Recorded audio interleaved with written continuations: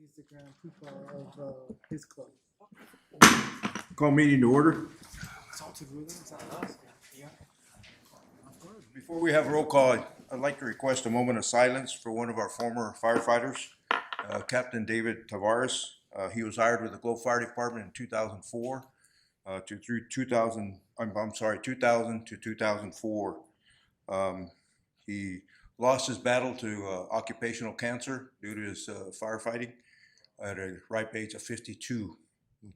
He wasn't just an outstanding firefighter, he was an amazing individual. Somebody that had that positive, outgoing attitude, somebody I hated to lose in 2004, and he carried that out through his career. So please, a moment of silence.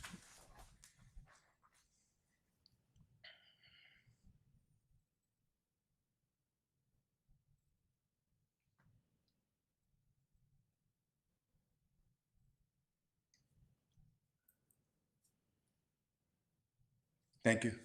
Shelley, can you do a roll call, please? Thank you, Mr. Mayor. District 1, Councilman Rios. Here. District 2, Councilman Pastor. Here. District 3, Councilman Leatham. Present. District 4, Vice Mayor Stapleton. Here. District 5, Councilman Gonzalez. Here. District 6, Councilman Shipley. Here. Mayor Gameros. Here. We have a quorum, Mr. Mayor. Thank you, Shelley. Chief?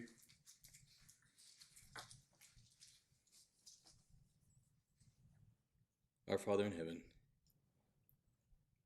we give thanks unto thee at this time for the rain that we've received in our community, and would pray that thou would continue to bless us with the adequate rain for our needs, that the drought may be eased, and that the areas impacted by fire may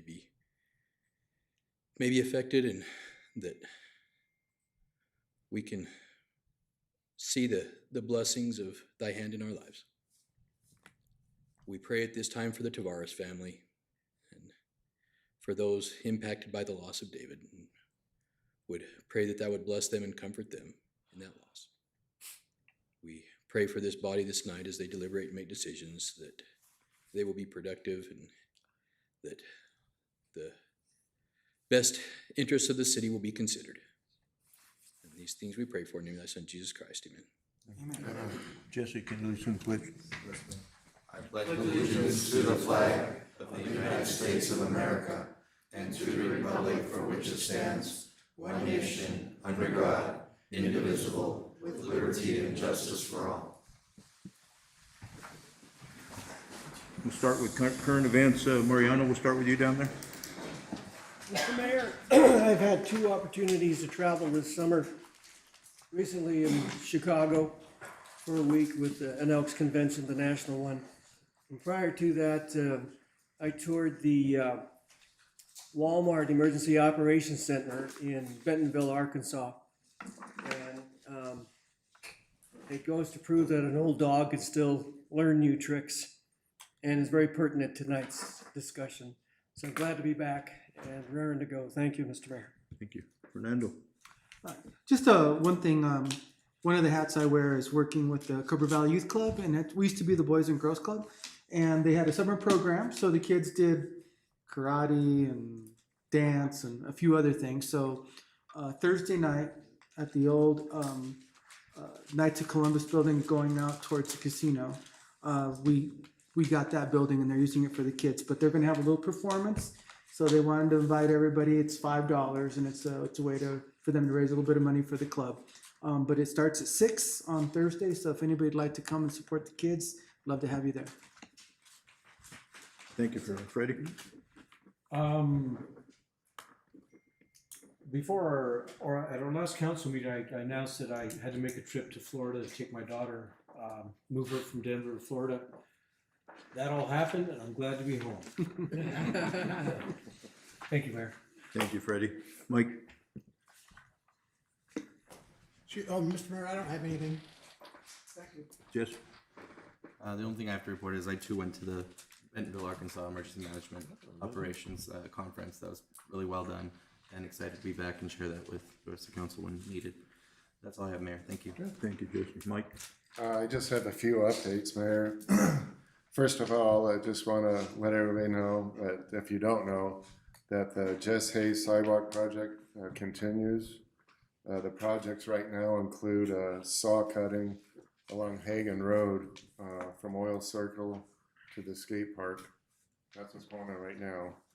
And then some exciting improvements are coming to the community center skate park, which are actually going on right now. We're preparing for installation of new skate features, but the skate park will be closed July 9th through the 17th. And then on it's actually happened already, 9th and 10th, the city will remove the existing skate equipment, and the week of the 13th, the new equipment will be delivered and installed. So that's happening, I guess, right now.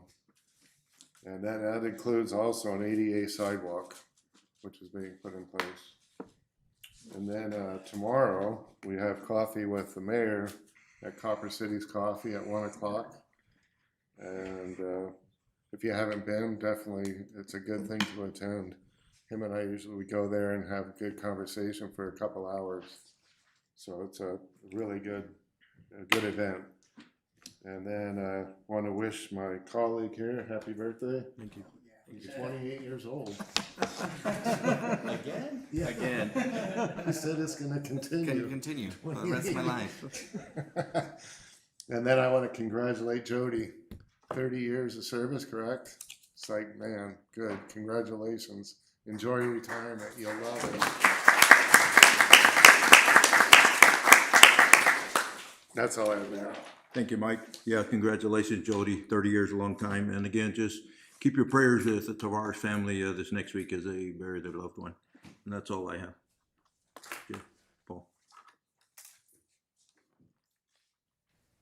Was that for me? Yep. Oh, I have nothing. Mr. Mayor, members of council, I have nothing. Thank you. So we'll go to first community call to public. Again, this is a time when anybody from the public can come forward and speak for 3 minutes and any item of concern that's not on the agenda. Just fill out a speaker card so we can call your name and call you up. Again, all comments are to the council. We cannot respond to you, but we can direct staff to follow up after that.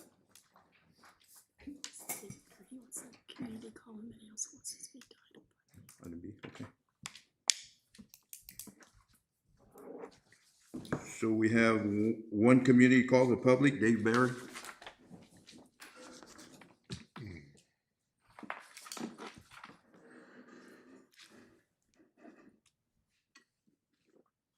Hello, everybody. Dave Barry, property owner in the city of Globe, flood victim, and just trying to deal with some issues that have come up from the ACT 45 reports and the lack of your guys' oversight, the council's oversight on Paul Jepson. So let's start off with what you guys sent out to the public.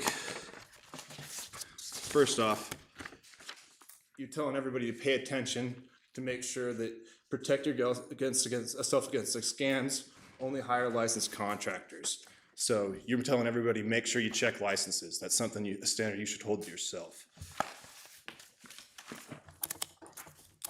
On the flood information for affected business owners that you guys sent out on 10/21/25. Let's see. You guys are stating everything boils down to yellow, red, and green standard. And you guys have boiled down people's property rights to 3 standards. You guys have avoided the actual code that you adopted, the International Building Code, for a quick bypass that has violated the rights of multiple flood owners, including myself. And after you came out and did the assessments, and you said this was a mandatory process on the 21st. You said that we had to go through this process. This wasn't a voluntary option, and you said that these professionals would be licensed. And then afterwards, he said, thank you for participating in our safety assessment process. Please see attached is the copy of your ACT 45 safety assessment form for your building along with portions of the applicable city code. The safety assessment was completed by a licensed structural engineer to evaluate your property and identify specific damages. So first off, to claim to be a licensed structural engineer, you actually have to be a structural engineer. You can't just be a CE or PE. You have to be an actual engineer, structural engineer. Second off, The person that you guys sent to my property isn't licensed in this state. And you guys are aware of that, and you're continuing to hold me to a standard that you just use the ACT for 45 for whatever you need. It's an administrative document when you need it to be, and it's an engineering document when you need it to be. And this is bad for me. You know, this is bad for me, but at least I could take the licks better than the 5 people that actually had their homes wrecked. And you guys are applying the same process to them. I'm sure that if you guys hadn't applied this process to them and they would have been allowed to work on their properties without having to go through the rigmarole of the structural engineers that you guys are requiring for us, but not setting yourself to that standard, I'm sure this community would have banded together and helped them rebuild their houses. There's people that are still paying mortgages on their houses that you guys are forcing to demolish. And the option that you guys offer of we'll just pull a permit for demo and we'll stop this court procedure, that's not an option. That's just capitulate and we'll give you more time. You guys need to treat people fairly and you need to hold Paul Jepson accountable. This is ridiculous that this was allowed to be applied to flood victims, and now you guys aren't even talking about it in public. You guys are gonna talk about it in an executive session and then use that as an excuse to not talk about it in public. And thank you for your time. Thank you guys all for your time.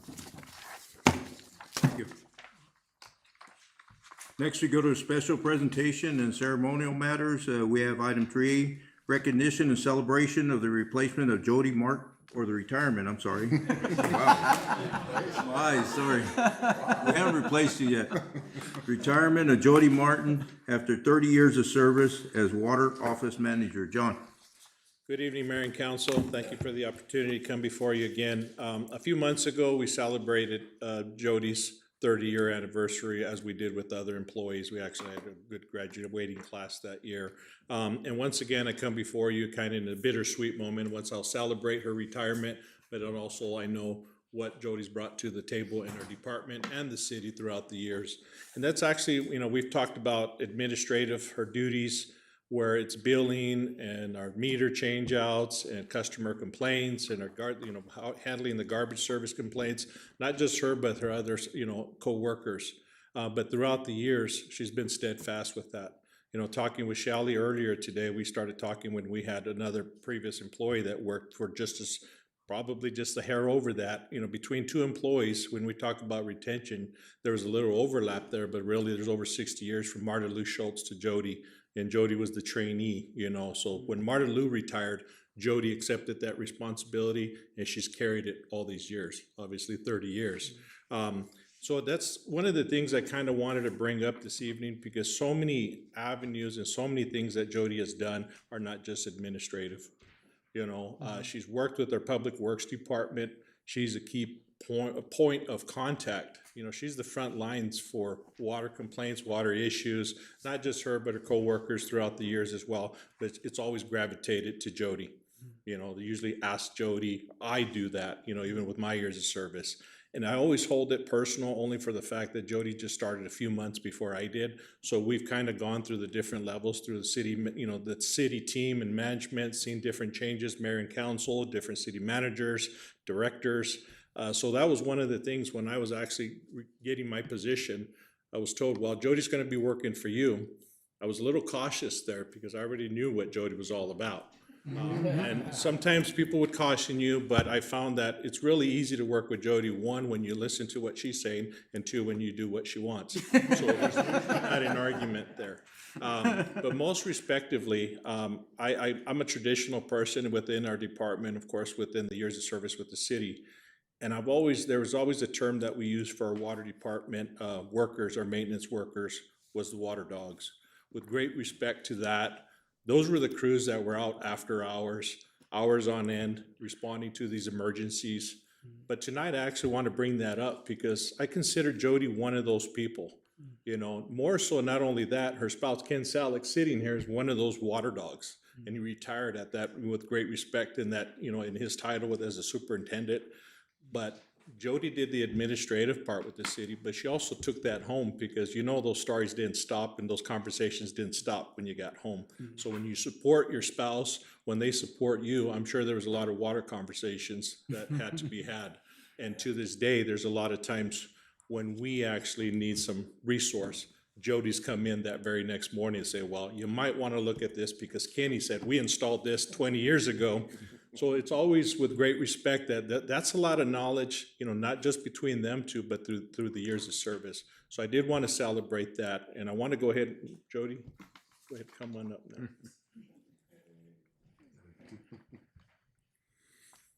On a personal level, I also want to thank Jody, because when I actually first applied for my first position as a superintendent, Jody was one of 3 people that gave me the encouragement. I turned in my application for the position 10 minutes till 5, and she says, you'll be great at it, So is that confidence that she shared with me? She shared with not just me, other employees, encouragement to better themselves, better their, for what they're doing, but also sharing the knowledge. There's a lot of knowledge that I had absorbed, coming into the positions that I was normally on the maintenance aspect of. So there's a lot that Jody's taught me as well as she continued to teach us moving along. One of the things that I believe that, like I said, was the tradition. And, so tonight I do want to make sure that I retire that term, as far as water dogs, because, the guys still come out and do what needs to be done. But I hold true to the value of when I started, and those were those crews. So Jody, I consider you one of those water dogs with respect to Ken Selleck sitting in the audience here. Also, last but not least, I'd also, as a director, when we all started, I know Globe PD, Globe Fire has their, they retired their badge number and stuff. And that's great. Public Works doesn't normally have that, but when we started, we carry our big handheld radios. My call sign was 14A. It was a street sweeper, went from maintenance work to street sweeper, and downtown was Remote 1.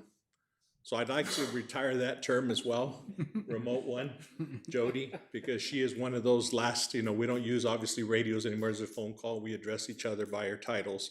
But Jody, to me, is one of those the last Remote 1. And like I said, I just want to congratulate you.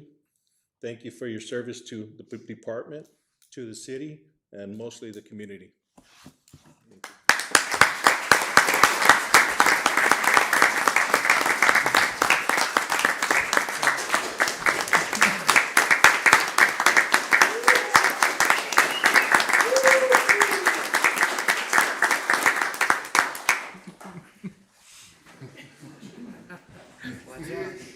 Well, I can tell you the one thing that retirement didn't do is make it any easier to stand here. Thank you all, really, for all the time that I've been here and all the support I've had, and made it comfortable and easy, and it was a good 30 years. Thank you.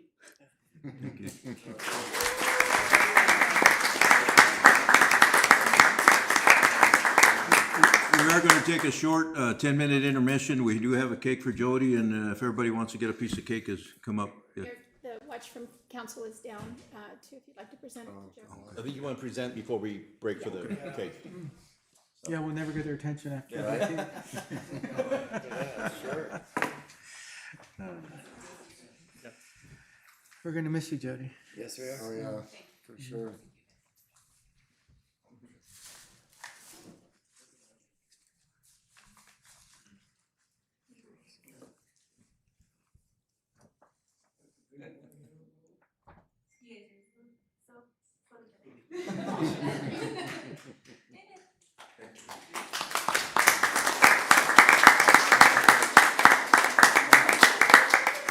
Family photo. Go ahead. Hang on. Family photo. You don't want your dad in it, do you? Come on, think about it. No, just kidding.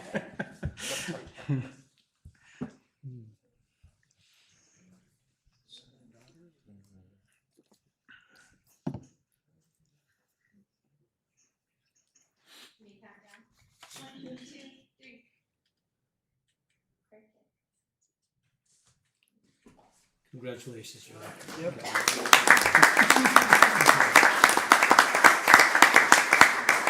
So please come up and enjoy some cake, about 10-minute break, and then we'll go back to regular meeting.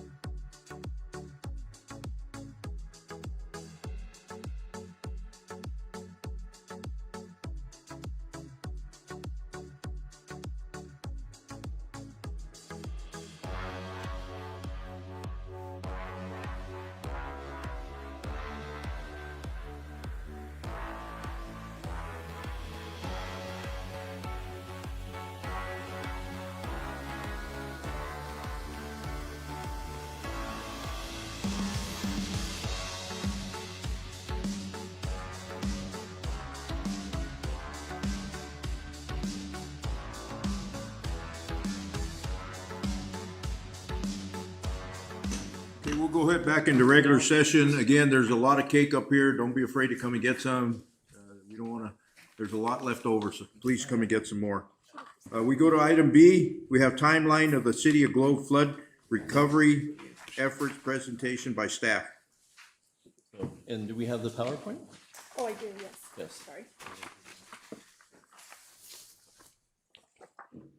And do we have copies in the back, right? Yes, copies in the back. Yeah. So if you want to go to the first slide. So, Mr. Mayor, members of council, there's been requests, and Mayor, this comes from your request to kind of take a look at the timeline of some of the things that we've done in preparation for in response to the flood recovery that we experienced from the September 26th. We started putting this together. We looked at different sources. We didn't look at every little thing, but we looked at those major things that were influential. And what I thought would be a 1 or 2 page PowerPoint turned into a 7-page PowerPoint.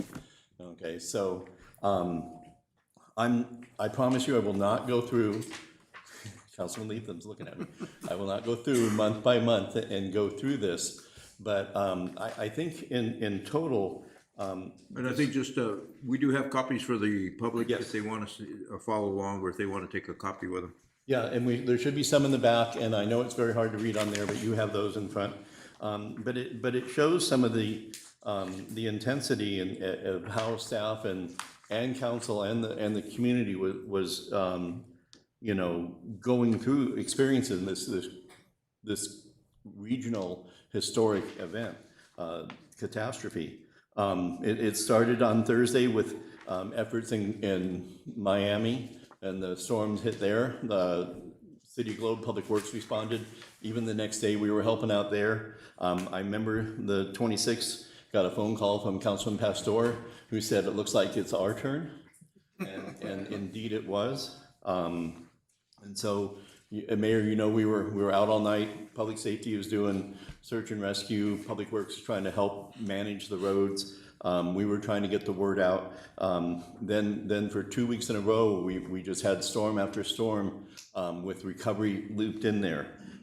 Everybody was pulling together. The county was helping. Miami was doing their own thing. We had teams in, and then we started realizing our infrastructure was more damaged. I think the biggest shock to me was that we did not realize the pounding that our water system and our sewer system took on that. But we had people working every weekend for almost 2 months straight, trying to recover from, trying to get things together. We had 3 different type 3 teams come through here, and Gary, they stay 7 days or 10 days? They were basically on anywhere from 7 to 12-day rotation. And that was crucial because they knew what they were doing. We had, you know, DEMA was just 4 letters strung together before September 26th. And so there was a group of bureaucracies that we had to manage. And right off the bat, people are like, well, we got to make sure we document this. We got to make sure we document that. I'm like, we just got to help the people. But we had to do that because the money is not just there. The money does not come rolling in. We have to make sure that we qualify for it and that we document for it. And we've been fighting that ever since. And then you had the second storm in October come through. And then you had the tanks that weren't even in our city that we had to deal with. There were so many layers and so much. So I wanted to let everyone look at this, and anybody in the audience or here in council. And if you have any questions, we have the full leadership team here. If you want to know more about any of this, we have, it goes into the business assistance that we started and then was picked up by United Fund. It goes into our state, our governor, and our members of Congress coming and helping us.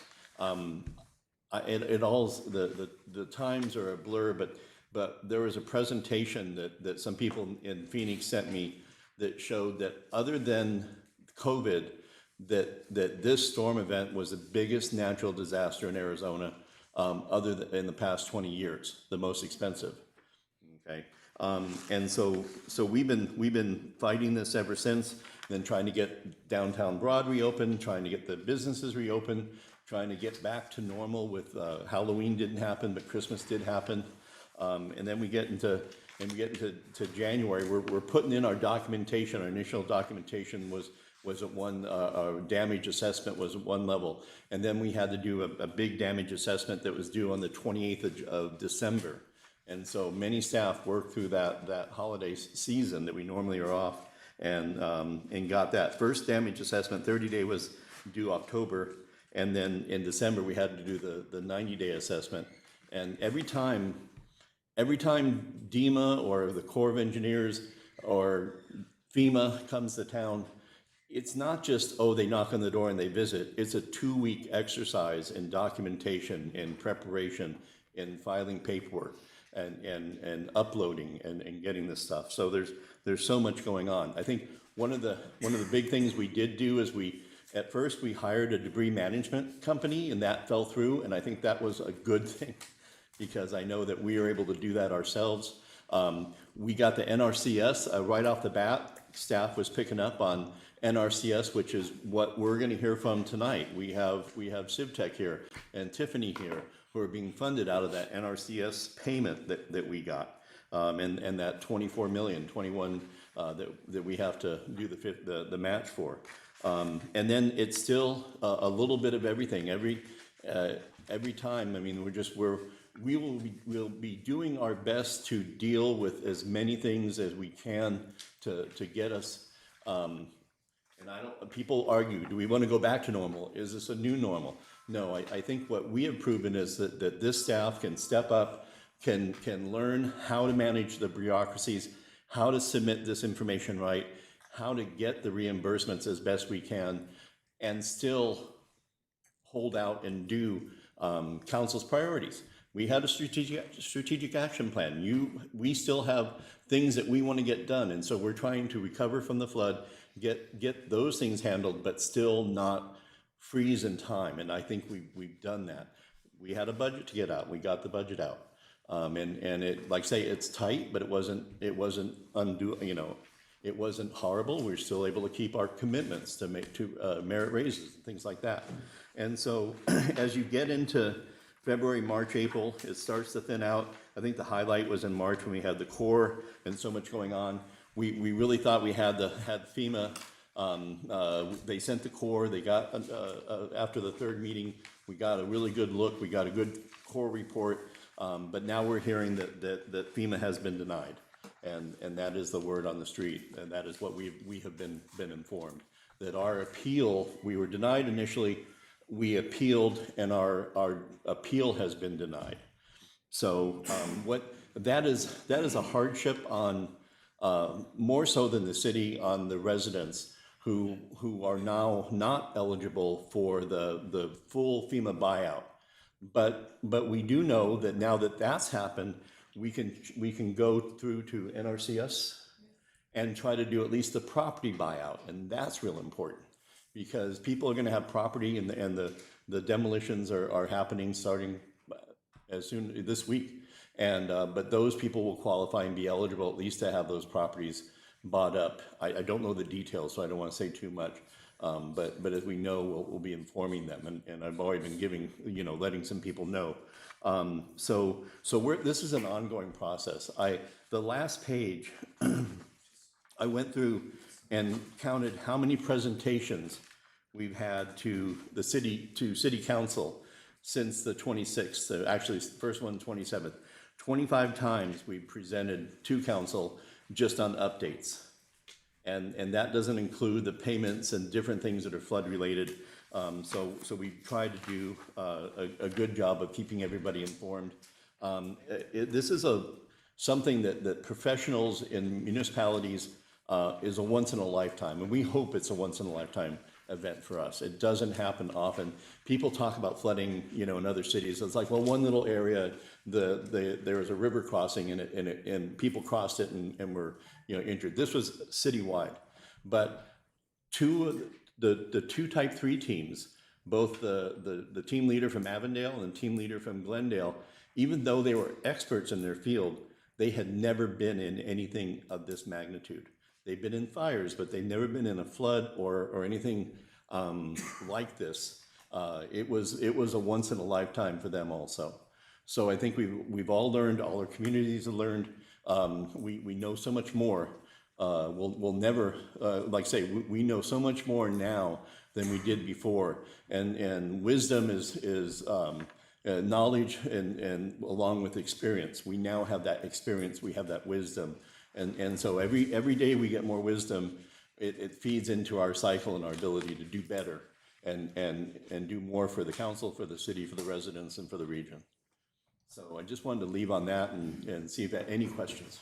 Any questions for Paul? Fernando? I just got a quick question. So my understanding is that we've met all the FEMA requirements. They just chose not to fund us. Is that correct? I would like to have a standalone presentation on what happened with FEMA. I believe that we've met all the requirements. And that they're saying that our total didn't hit the 13 million. It was interesting because the sewer system was the only event that was going to get us to reach there. The county didn't have enough. And FEMA's looking at public infrastructure that did not have anybody else to pay for it. Any damage that was not covered, like road damage, well, if federal highways will cover it, they take that out. Well, it was interesting because you would think that we're getting $24 million to do the creek. That seems like that's over 13 million. But when we got that, they took that out of the picture, which took the number back down below the 13 million. And then we had the arguments on the sewer system. And was the sewer system damaged by the flood, or was it damaged by wear and tear? And we made a very good case that the sewer system was put in at one time 2.5 miles. Yet there are areas downstream of where the manholes came off where it was damaged, and other areas where it wasn't. Well, wear and tear usually happens across the spectrum, and you could kind of pinpoint this. But yet they still were like, well, we can't determine, absolutely whether the chipping of the lining of the concrete caused by the debris going through it was caused by maintenance or lack of maintenance and wear and tear, or by all of the debris that went down and through the pipe. And then it kept going. Once you break open the pipe, or you get that down there and you clean the mess, you get a clog. And some comes up with a jetter, and then some keeps going to the next manhole. You heard this term a lot, where we were chasing the plug all the way down, and so every time it would go down. We would disagree with the way that they did the calculations on hitting that 13 million, and we would disagree with their assessment of the sewer line being unable to determine whether it was maintenance, wear and tear, or damage from the flood. I think those are the two issues that are out there that were make or break on this. But I mean, this is Washington D.C. This is a weird time right now. We had, we had the Greg Phillips, the number 2 in FEMA out here, but we also had, I don't want to go into the politics, but there's, anytime the federal government, there's politics. I'll leave it at that. Any other questions for Paul? Yeah, Mr. Mayor, I'd just like to make a comment that we went through this situation since last September of last year. And it was something that none of us had ever experienced. We heard about the 1950 floods. Okay, so we really didn't have any idea what that was like, because most of us were born probably in 48 and at the soonest. But this document, although it's only 8 pages long, it's probably 800, 900, 1,000 hours of manpower work put in by this staff. Okay, and it wasn't put in just 8 hours a day. Okay, our staff worked a huge amount of hours overtime. And I have to commend them. I think they've done a great job.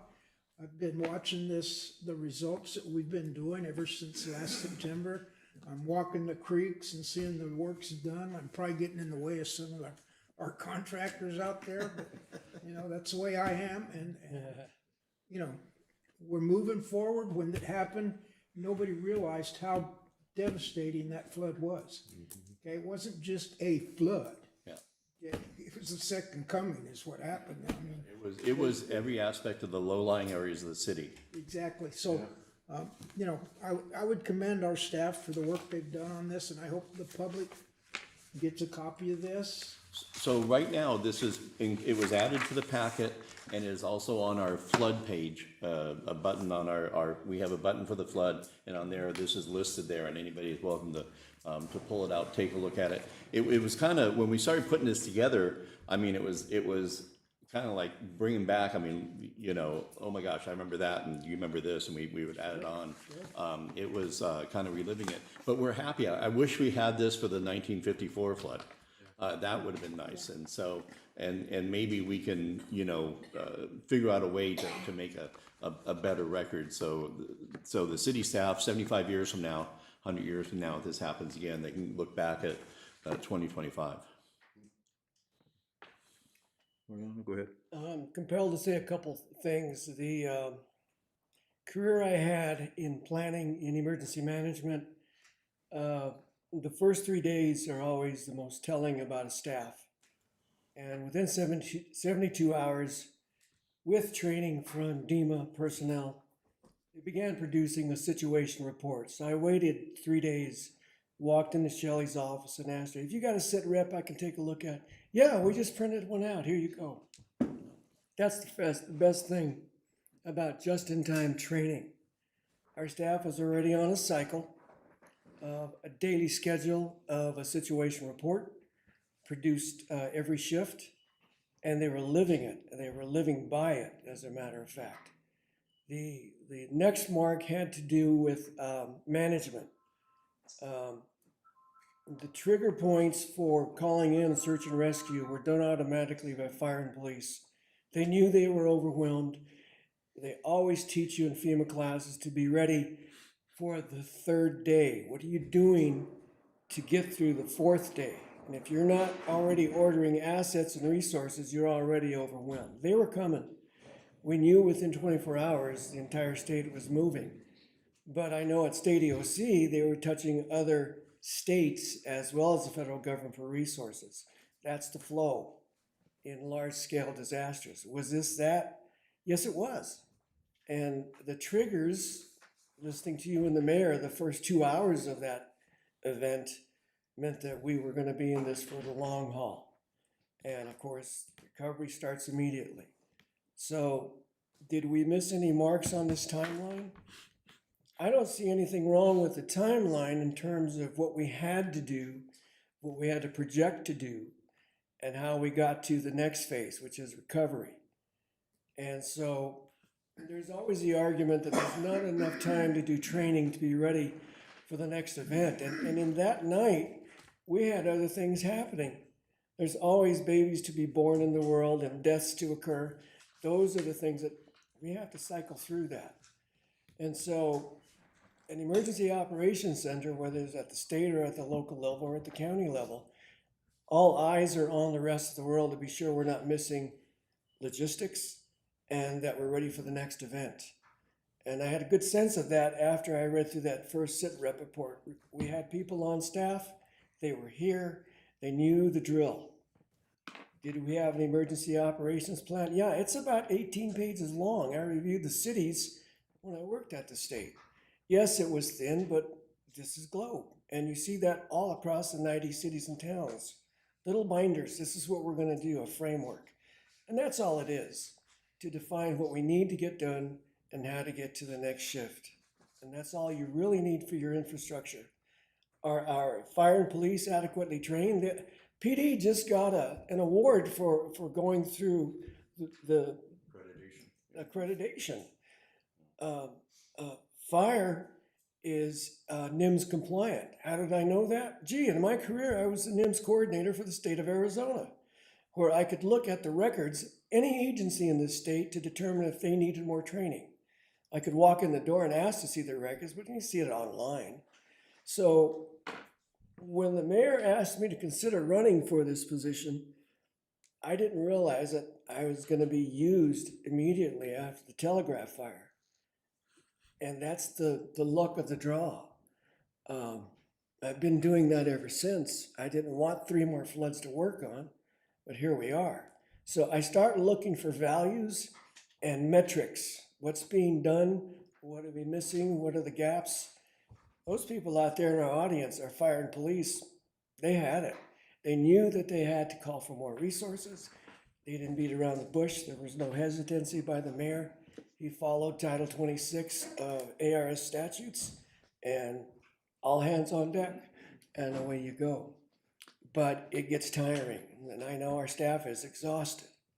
I really, I know what you've gone through. I've had to do it at county level and negotiate with FEMA.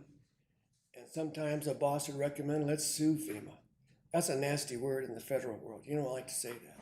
But when you're not getting the resources, Title 26 forces you to act. And that's how we're doing right now. We're still in the recovery phase. We're still trying to call in all more resources. And the staff's been very successful at juggling that extra ball in the air and still try to have improve our way of life around here. That's a tough nut, and I really congratulate our staff on that. And the entire community deserves a big thank you for putting up with the delays in logistics. And I thank all of the mass care agencies that did this on behalf of Arizona. We know they came running, and there are still many letters, thank you letters to write, because this is that once in a lifetime event. I had a career to see that over 26 years throughout the state of Arizona and sometimes in the larger national events.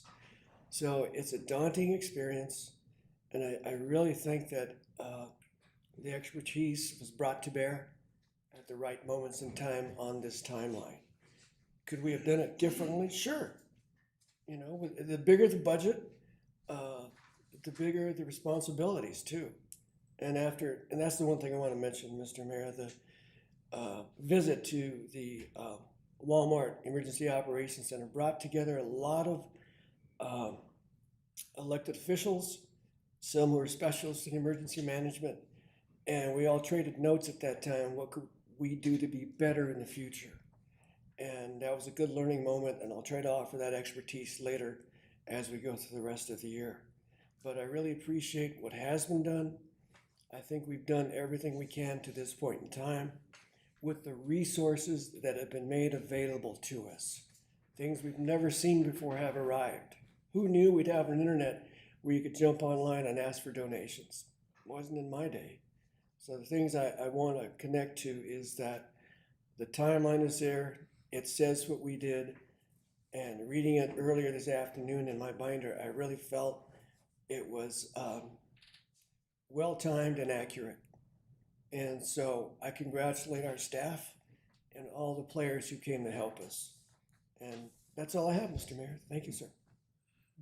Anybody else have any questions? I do have one card here. I'll call up in a minute. I do appreciate the timeline. I know there's a lot of things going on, but I also just want to commend our council, this staff for all the time that they put into this whole event. All the requirements that were required just to maximize what our reimbursement was is amazing. You know, I know there's vendors out there, frustration because they wanted their money right away, but we also had to make sure that we had our paperwork in place and still have to in order to maximize that reimbursement. Yeah. Or it would bankrupt our city. Yeah. You know, bankrupt 75% is a lot of money. And there's no way we have that type of money to do that. So we need to make sure that we maximize what we can in order to get it back. And we did all that, this staff did all that at the same time running a city, continuing to run our city and operate a city. That isn't hard. That's a hard task. We have a tough year ahead of us. Our money is going to be tight. I don't see much more than what we are going to just hold it. I think holding it steady and hopefully recover from this year, and in 27, 28, maybe we can start our movement up again. But we got a tough year ahead of us. We do. Well, thank you. Well, Mr. Mayor, members of council, and I don't want to end this without thanking this council and the members of our council who testified at the state legislature and went directly to the governor. And I will tell you, for about 6 months, I've been telling you, we got a 25% match, and I'm not sure how we're going to pay for it.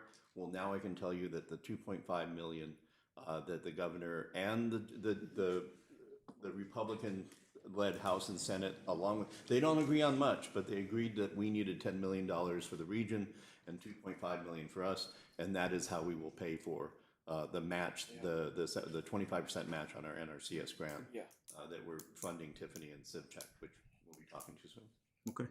So, I do have David Barry that wants to comment on this agenda item.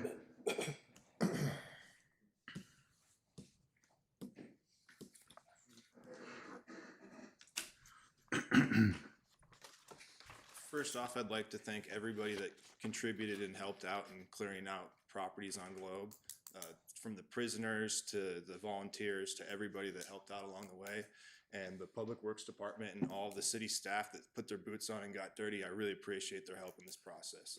So any criticism, I just want to clarify that I do appreciate the acts that people have taken. On this timeline, there is some issues and errors with it. For when it says October 4th to 8th, the city of, or it says, Wildan engineers conduct commercial structural assessments. Like I stated earlier, that person that inspected my property was not a licensed engineer in this state. And that has a rippling effect because those reports, your insurance companies won't accept them. Just like you guys are having problems with the causations with the sewer line, the failures to check the licenses for your engineers have ripple effects on the flood victims. In addition, on December 2nd through 15th, the emergency shoring at 410 North Broad.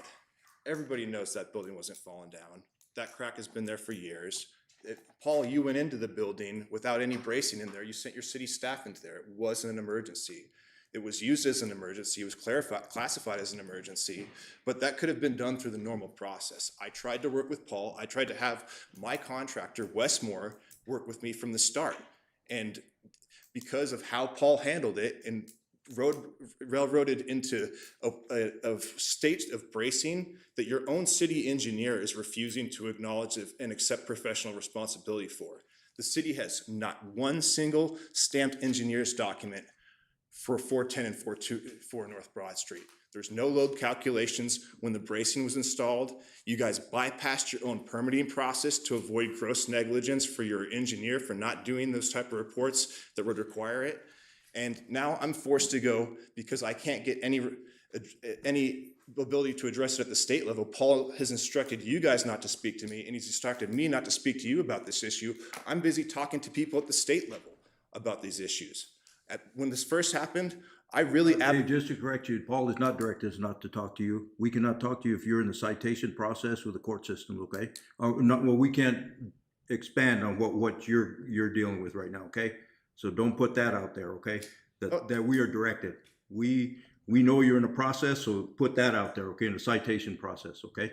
I'm specifically referring to an email that was sent to the council where he instructed him not to speak to you. So that's what I'm referring to there, is he instructed you guys not to speak to me. And just because you get dragged into the judicial process doesn't make it proper and right. You know, Paul lied on the... And keep it to the agenda. I don't want any direct comments towards staff. But this is about the We don't need to mention names. You can make your comments, but don't make any comments to staff, okay? Okay, well, this is about something that's on the agenda, about the emergency of the issue of the shoring. There's even your non-engineer didn't say that shoring was necessary. There's nobody that said shoring was necessary in the property. That was decided out of the blue. And then the city, through its staff, has applied influence on its own engineers. The city staff has said that you have to prod them to get them to do what you want. I have it on video. So, and when you're saying you can't talk about this, there was never any ability for the flood victims to actually have an open, honest dialogue with you guys. You guys never gave the opportunity for criticism, and you still haven't. So that's the issue. But the 410, 424 wasn't coming down. It was an emergency. It could have been hit. Let's stop you for 1 second. Our numbers are listed publicly. Our emails are listed publicly. At any time you have asked me, I've taken the opportunity to speak with you. Have I not? Yes. Yeah. I have. Nobody from staff has directed me from my position as a councilman to not speak to somebody else. That our positions here on council, at least when it comes to me, is to be here for the residents, to be that liaison between resident and city. So please don't sit there and say that we have been directed some way in some fashion, and that there hasn't been an opportunity for anybody in the city to give us criticism, to talk to us, to reach out to us. What are you doing now? You have taken the opportunity to come and criticize us, which we are sitting here and we are taking, and that's fine. This is the opportunities that we have allotted. We have given public rights to come and talk at the beginning and at the end of our council meetings. Talk to the items. My emails are listed. My cell phone's listed. I've been contacted on Facebook. Numerous different ways to get a hold of me, and we have all taken it. The mayor has coffee with the mayor, which the vice mayor and him both sit down. There are numerous ways to get a hold of us, to criticize us, to critique us, to ask us what next to get there. But for everything that there's a process, and understanding that process is something that we don't know right off the hand, and staff doesn't know. So to get on the same page, it might give us a couple days to a week to get on the same page to let you know what we know, what they know. And that comes down from federal to state to us. And I have used the coffee with the mayor, and I've tried to use every opportunity to reach out, and I have contacted people. I'm referring to specific instances that I have on video where I was instructed by your staff not to talk to you about the situation, and in an email. So I'm sorry if you guys are taking that offensively, but this is what I've been told, and this is what I can document. So, and there needs to be open dialogue. This is a major event. You know, I had 4 buildings that were heavily affected by this, and my one point of contact wasn't treating me fairly. And I tried to reach out to you. I've tried to reach out to everybody to the point where I've just given up and gone to the state level. So I appreciate, and I want to have open dialogue. You know, and I would like the type of advocacy that I think I deserve to have. You know, this ATC 45 process, it's a black box. You know, that nobody knows how, you can't figure out what goes into it. It's it's a private company that you have to pay $27 for the manual for it. You know, it's subjective, it's not objective. And when you're put through that process and you're told, you know, everybody gets a learning curve, well, you guys are learning on my dime. Like, I'm personally taking the hit. I understand you guys talk about money, but this is coming out of my pocket personally. And Jesse, I appreciate your help. You have talked to me. I'm not calling, you know, and I'm, you know, appreciate that. But Mario, aside from the one time you stopped there, you haven't reached out to me, and I'm willing to sit down and talk to you, but. I have the same contact points. Okay. Make it known, call me. Okay, I'll call you. We can sit down. But if you just get dragged into court before you can sit down, and then you can't talk to anybody about anything, and then it's just, you know, deal with it with the courts, of course I'm gonna take things to the state level. Of course I'm gonna go file 1487 reports to try to keep you guys from getting funded, because when you spend your funds on people that aren't licensed and then hold me accountable instead of holding the person that should have made sure that they're licensed accountable, it's gonna make people upset. So, Mr. Mayor, so are you intentionally trying to block funding to the city of Globe? No, I'm trying You to. said that. You said, of course I'm gonna try to stop funding to come to the city of Globe. Of course, I'm going to use my civic property, my civic abilities, and advocate to the state level to file a 1487 report to do an investigation from the Attorney State General's office to make sure you guys are going and handling things properly. Because a certain individual has pushed me to that level where I can't have any redress in there. So if you want to ask, yes. And I spoke to the press multiple times when this flood happened. I tried to get funding for you guys. I advocated heavily for this. I waited until I tried to resolve this until I raised the issue. So I didn't start off with this. I've been pushed to that. So if you want to clarify it, Paul, let's clarify it. And if you want to clarify things for the record, there's lots of things I would like to get clarified. Fine. Okay. So as the timeline goes, don't abuse the title of engineer. You guys have leveraged that title, and I still don't have a single document. Paul, I sent you emails. I still don't have a single document stamped from an engineer, and that's what I need for my side of things. You know, there could be a lot of progress in downtown. It's not being held up because of me. I'm not a refusenik. You know, the city has been the worst neighbor I've dealt with, and I wish it wasn't so. I'd like to work with you guys. I'd like to make downtown vibrant. But when you put somebody into the corner, you got to expect that, and you didn't even apply these. These aren't even laws.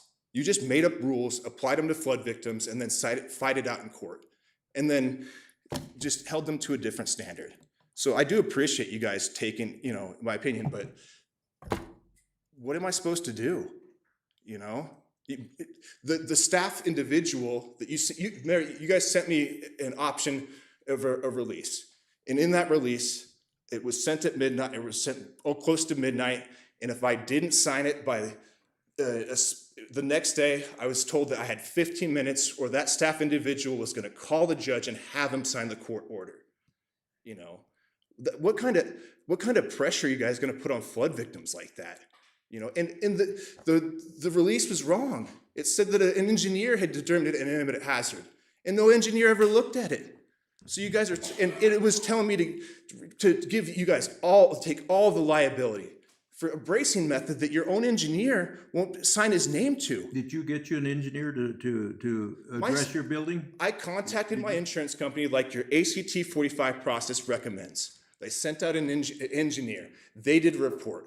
I gave that report to the city because it didn't specifically address the issues that the non-engineer that you guys sent out. Then why didn't you get your own engineer?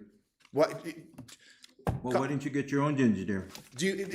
Because it's absorbently expensive. Why didn't you guys check the engineer for your license for your engineer that you paid for? I'm just saying, you know, you don't put all the responsibility and liability on the city. You have a responsibility too. You have multiple buildings. That's why you have so much damage. You aren't just one building. And we did work with you. You were sent about that building and wanting us to bring that fencing back. But you just delay things. You always do that. You always try and Mayor, do. if you're gonna say we've I had delay- these conversations. We have had these conversations, okay? But you always delay things. No, I don't, Mayor. Yes, you do. You guys are delaying. You guys delayed a public records request. You guys delayed providing documents to me. You guys delayed the bracing process. You delay. Clarity, Mayor, we're way off subject. Yeah. We're way off talking about this. I We're think talking about I think timeline. you're repetitive on different things. You know, get to the point so we can Be move on with the done. agenda. If you guys are saying that I need to do my job, you need to do your job. You We need do to. our job. If you could give me send me all of that information to the city of Globe, and so I could look it over, and we can look it over, and we can see where we are. And I'm sure any of us at that point would love to have a conversation. We could sit down and collaboratively work through this. But to sit here while we're talking about a timeline and get into the weeds about one property versus the 3 properties that you own, and who's right and who's wrong in this situation, in this agenda topic, I think this is the wrong time for that. Well, you guys give 3 minutes at a time and control people's lives. So of course I'm going to take an opportunity to voice my grievances. And if you don't want to hear them, that's fine. But I'd love to. Nobody said that. Well, Nobody said that at all. if I'm you guys saying want- You're this getting offline is what you're he's getting- saying. You're getting off topic when we're talking about a timeline. The timeline involves my properties. You guys It mentioned. addresses it, and you're saying it's wrong. We've taken that into account. I've given you an opportunity of what to remedy that, how to remedy that. And we've understand that you have an issue with ATC 45. I understand you have an issue with their Wildan Construction Company. I understand that you have another issue with the shoring at your business. I've written all those things down, as I'm sure my colleagues have. And like I've said, if you want to send that information to us, it'll be addressed to Shally, our clerk, and she'll put it in our boxes, and at that point, we can have an offline conversation with you. Okay, well, this information, the city's had it for a long time, so it should have been provided to you from your staff. So don't blame it on me. This is information that should have been provided to you guys along the process. So, and thank you for your time. Thank you. Thank you.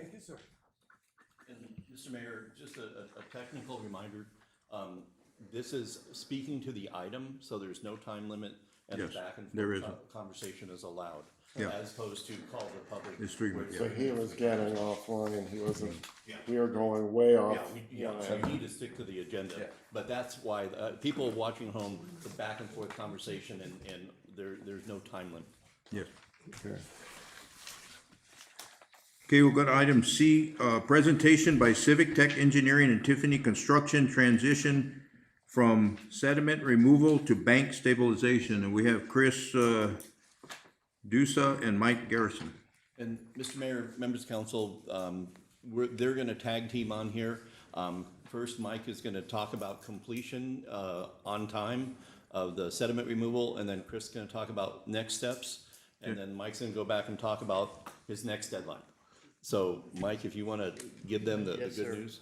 Thank you, Mr. Mayor, Councilman. As most of you know, my name is Mike Garrison, General Superintendent, Tiffany Construction. Here to give you an update of where we're standing currently with the City of Globe project. At this point, we have removed all of the heavy haul out of it. Currently, we are sitting at 44,000 cubic yards of material have been moved out. Our crew right now is working doing the finer details, cleaning up slopes, tree branches, concrete, and things of that nature. We are on track to be first part of next week up and pulling ourselves out, getting into the next phase. Currently, right now, we're running about 40 cents on the dollar. So we're 90% complete and used about 40% of our funds. So looking to give you guys a nice little chunk of money back on top of all this. So everything is running very well as we're running through. We have some minor adjustments that we're taking care of between Haskins and Yuma. You know, we have a special box culvert there that we brought a little zero clearance machine in. He's pulled that material out. And then we have one cell of the Haskins Bridge that is short that he's working his way down to. He currently is up at Williman, working our way underneath the Williman box and the trestle and cleaning that up. So we have been very successful at going through with Civil Tech and pulling out the amounts of sediments that have to be removed from there and working our way through into the next phase. Mr. Mayor and members of the council, Chris Duza with Civil Tech Engineering, and thanks for having me tonight. So Mike spoke a little bit about the sediment removal, just to maybe back up a step.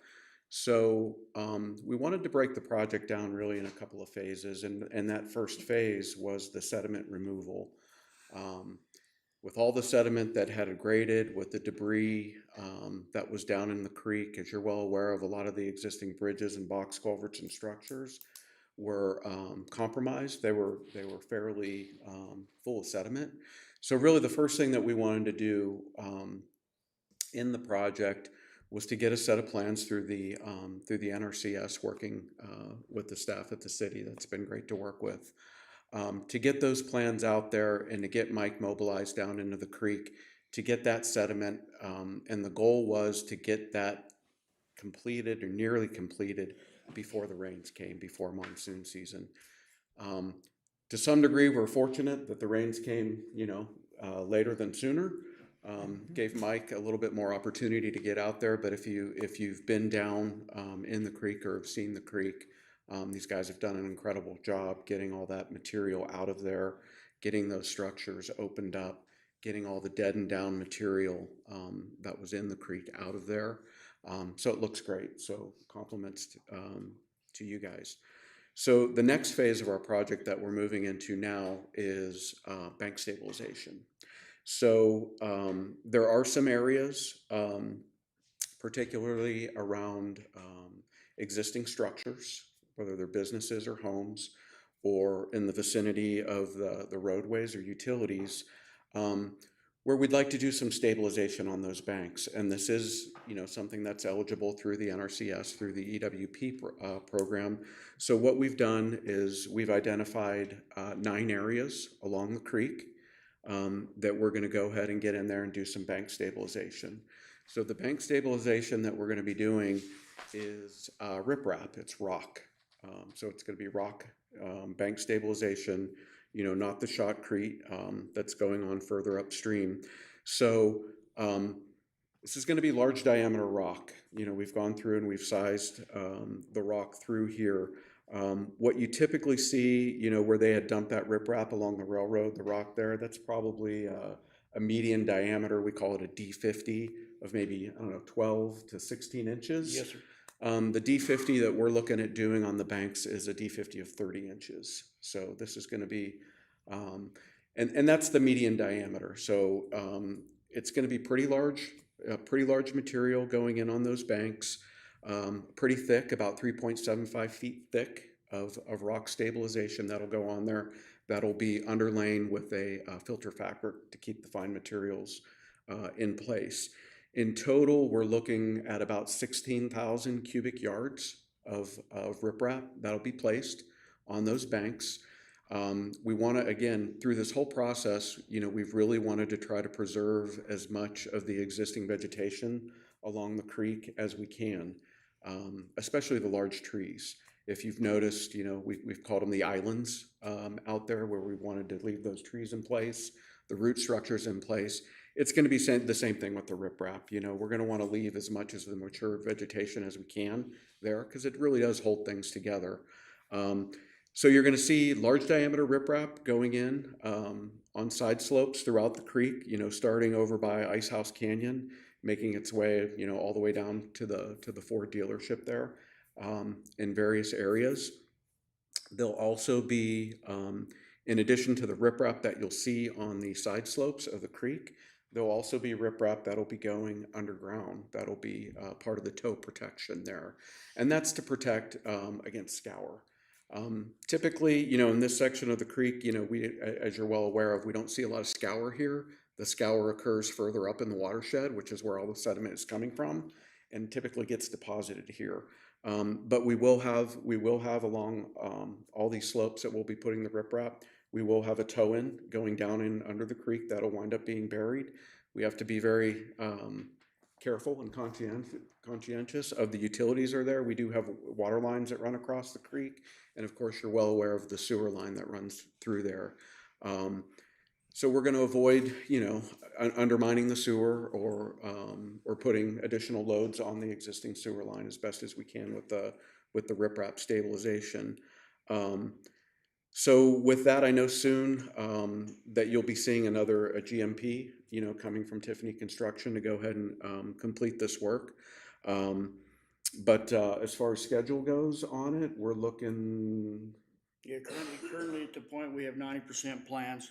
We will be submitting a 90% GMP tomorrow. If you can get close to the mic so they can. Sorry, sir. We'll be turning the 90% GMP tomorrow. Hopefully we can get in front of the council next week and get approval. We're looking to go into the end of next week to be on grade. We are looking at running 2 full crews, working our way through. Each crew will be running approximately 250 cubic yards per day of rock. So we'll be running 500 total cubic yards per day per the pair, running into approximately about 5 weeks pending weather.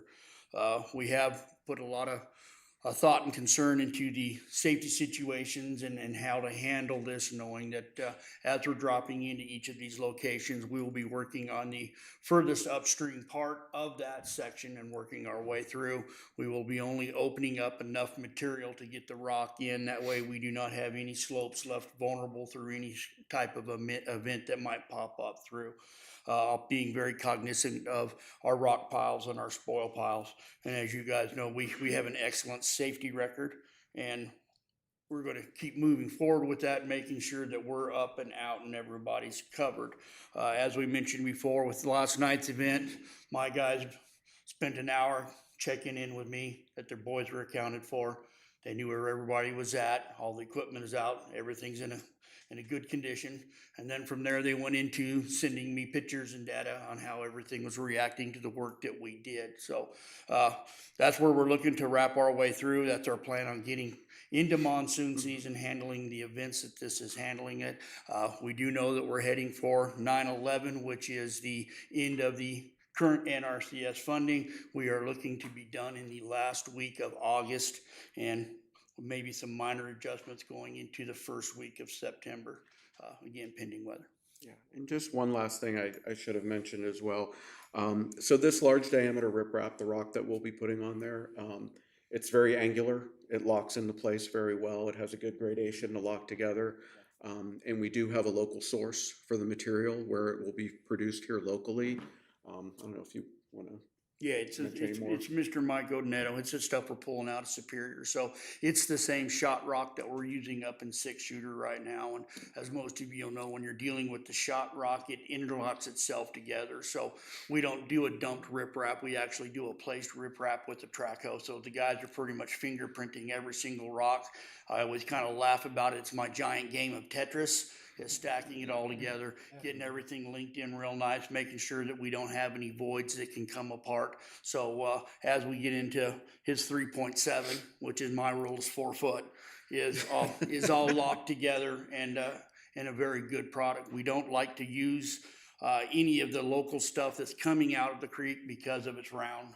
You know, you start trying to put a bunch of BBs and you start stacking them together, they don't hold together. But you start putting edges on that, and now all of a sudden you got a product that does real well. And that's what our goal is.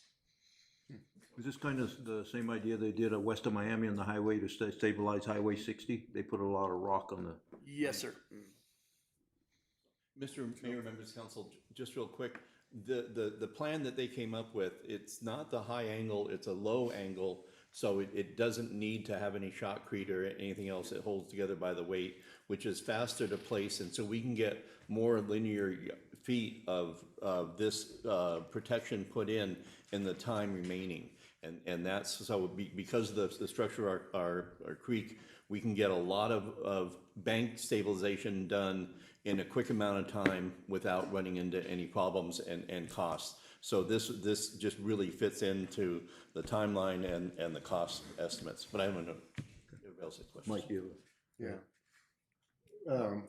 I don't understand how that works, the riprap, but is it, like you said, a puzzle? Is that gonna be on the base as well? It's just on the bank. So what we'll do, Just the bank. so you can imagine a long slope, and here is the bottom of your channel. We're gonna run ourselves up to the top of the slope, down to where the flow line is. But to make sure that this doesn't degrade and do anything to us, we're gonna run another 6-8 feet down into the base of this, put all this rock in, my 4-foot thick layer, and then we're gonna put all that dirt back in. So if we do get a monster event that's coming through here and wants to start working on the floor of that, I've got another 6-8 foot of rock that's buried below that to help contain the flows. Yeah, and there's really two ways, not to get down into the weeds too far, there's really two ways that we can do that. We can bury the rock like we're planning on doing, or we can do something that's called a launchable toe, where we just kind of build a toe there, and it basically falls into place as the creek scours and degrades. It's a little less predictable doing that way. Given the proximity of the sewer line, I'd rather not do that. So we're gonna go ahead and we're gonna bury it, we're gonna bury those toes so that we know where it's at. And So the base will still be the sand or the dirt, whatever is Correct. there right now. Correct, sir. correct, except on the side slope. Right, not on the sides. Yes. So is this cheaper than shotcrete? Yes.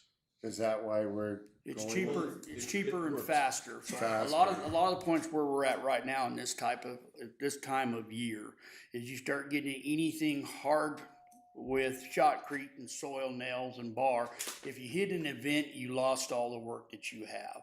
The thing with what Mr. Duza has given us with the rock, we can dig and lay as we go. And if we do have an event, you can cover it up with dirt and come back at it again. You just find out where you left your rock out and you start over again where you can't with the shotcrete product. You've lost your entire slope. You're pulling things apart and you're pretty much starting over. And as you guys know, with monsoon season here, you'd be doing it every day. Right. And Thursday, we're supposed to get a hell of a storm this week. Yes, sir. Yeah, we're very in tune with your people's weather. Yesterday gave us a nice preview of what we're expecting, so. And you say just certain banks, I think you said 9 banks, so this isn't gonna go from Matlock all the way down to. Explain your philosophy on how you pick where you reinforce. So we're looking at 9 separate areas, but these are large areas. And what we want to, what we really want to focus on is there's areas where the creek turns, and typically where the creek turns, there's you have a cut bank on the outer edge. That's where the water typically will want to cut on those banks. So we really want to focus more on cut banks, and we want to focus in areas where we're trying to protect something. Being a roadway is close by. There's homes, or there's structures, or there's businesses, or there's something that's close by, so that if we start to lose part of those banks, you could lose the road, you could lose the utilities, it could affect these structures. So we really wanted to focus on these areas, and not necessarily the entire creek. Straight runs along the creek that are well vegetated, that aren't really susceptible. We don't see a lot of evidence where it's been cutting. We just kind of want to leave those alone. So like behind La Casita and all that whole bank there. And let me talk about the walls at the end, I was gonna before ask we about the leave, walls. let me talk about phase 3. And But this Barati is- Circle. Yeah, the walls are not gonna be able to be accomplished in this phase, different set of funding, but we have the plans coming. Mike? Yeah, I have an area in my district, I'm in District Two, and I don't know if you know about the Buena Vista over by the new bridge and Connie's Market. Okay, that street there below the store is pretty much sand rather than caliche or anything. Is that area on your list, or do you? Not at this time, sir. Right now, the area that they're really focusing on is all the homes up there at Jesse Hayes, which is above Connie's Bridge. That entire piece, there's some sections that are further down from that, but at this point, we don't have anything in that area. That's one of the straighter stretches where Mr. Duza was talking about with mature vegetation, and looking at it right now, kind of deeming that we will cause more harm by trying to tear apart what's there than leaving it alone, sir. Well, one side of the creek on the side where the houses are, most of it is sand. Yes, sir. And the residents are kind of worried about that, so I would like you to take a look, at least see if you could do Yes, sir, something. we in that definitely area. will take a look at that, sir. Okay, thank you. Anybody else? Otherwise, it all makes some good sense. Anybody else?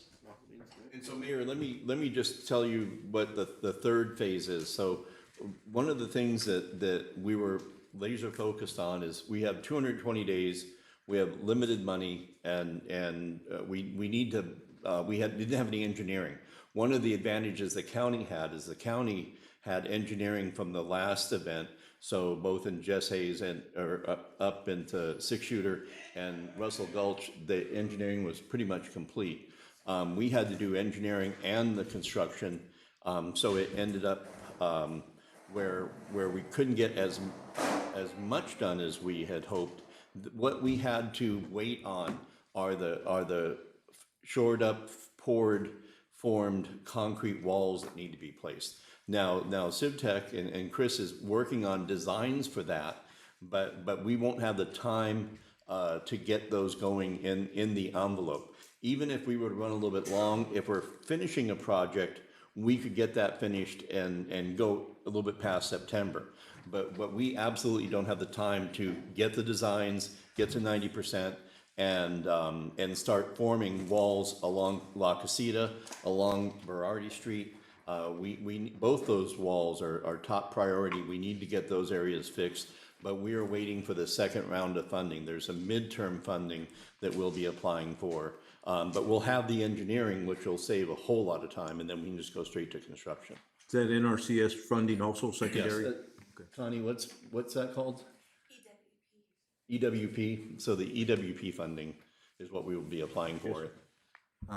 I'm sure this isn't a question to you, but for a question for city manager. After these fine gentlemen leave us and our companies leave us, how are we going to control the sediment if it comes down again? No, we will have to put together a maintenance plan on both clearing and if floods do and deposit sediment on what we need to take out.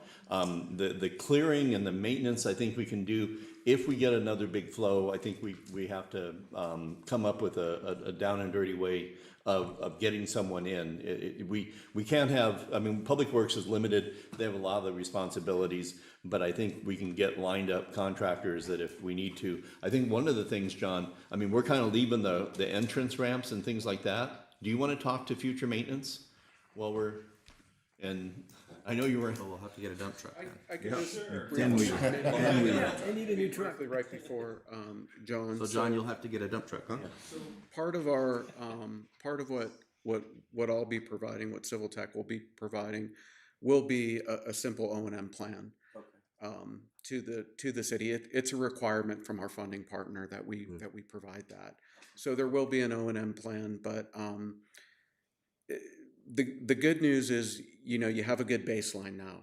You have a good baseline with the plans that have been produced, and it's really going to be monitoring it, and if the creek starts to erode, when it starts to erode, getting in there and cleaning it out is necessary. But I did not know that. So Paul's gonna really be looking at me here, so I won't even look that direction. So no, you know, we know it's a budgeting, long-term plan. Of course, that's our goal for everybody. You know, we said we can't go back to what was the new norm, you know, the new normal's changed for the whole element, for all of town and our surrounding area. I was just in the creeks just this morning because I've been following that process for prior to the start of the program, and then in midway, getting ready for a second phase. But I think it's important too, because that was one of the things I mentioned to Paul, staff, you know, I want to take the measurements. I want to see what's ground level, kind of where our starting point once Tiffany Construction and working with Civil Tech, of course, with the group to see where we're at. So this is going to be our maintenance schedule. And then them working with us and building that plan. One area I did want to bring up off of a Councilman Pastor, where you mentioned off of Buena Vista, there's some outlying area off that bridge tying into the old bridge. When we met, me and Connie met with the Federal Highway, they said when we did get the engineering done, that's part of that scope, so we can actually expend that. It wouldn't be in this project, but we can actually having the design and coming forward for a cost, so there could be additional work in a different phase, not in this one, but in additional work. We anticipate additional work that's still going to be, you know, long-term and even, you know, continued into the next season. Fernando, go ahead. So with this O&M plan, that will give us ongoing jurisdiction to get in there to clean, because I know years past, we couldn't get in there without basically applying to the federal government to get permission to go in there and do any work. And if we got caught doing it without permission, we would get in trouble. So does this plan then give us some maintenance jurisdiction to get in there, or do we still have to basically ask for permission? The O&M plan itself, I would say, does not give you, quote, you know, permission to do that work. But maintenance, you know, is, I'm assuming that you're talking about the Corps of Engineers with that.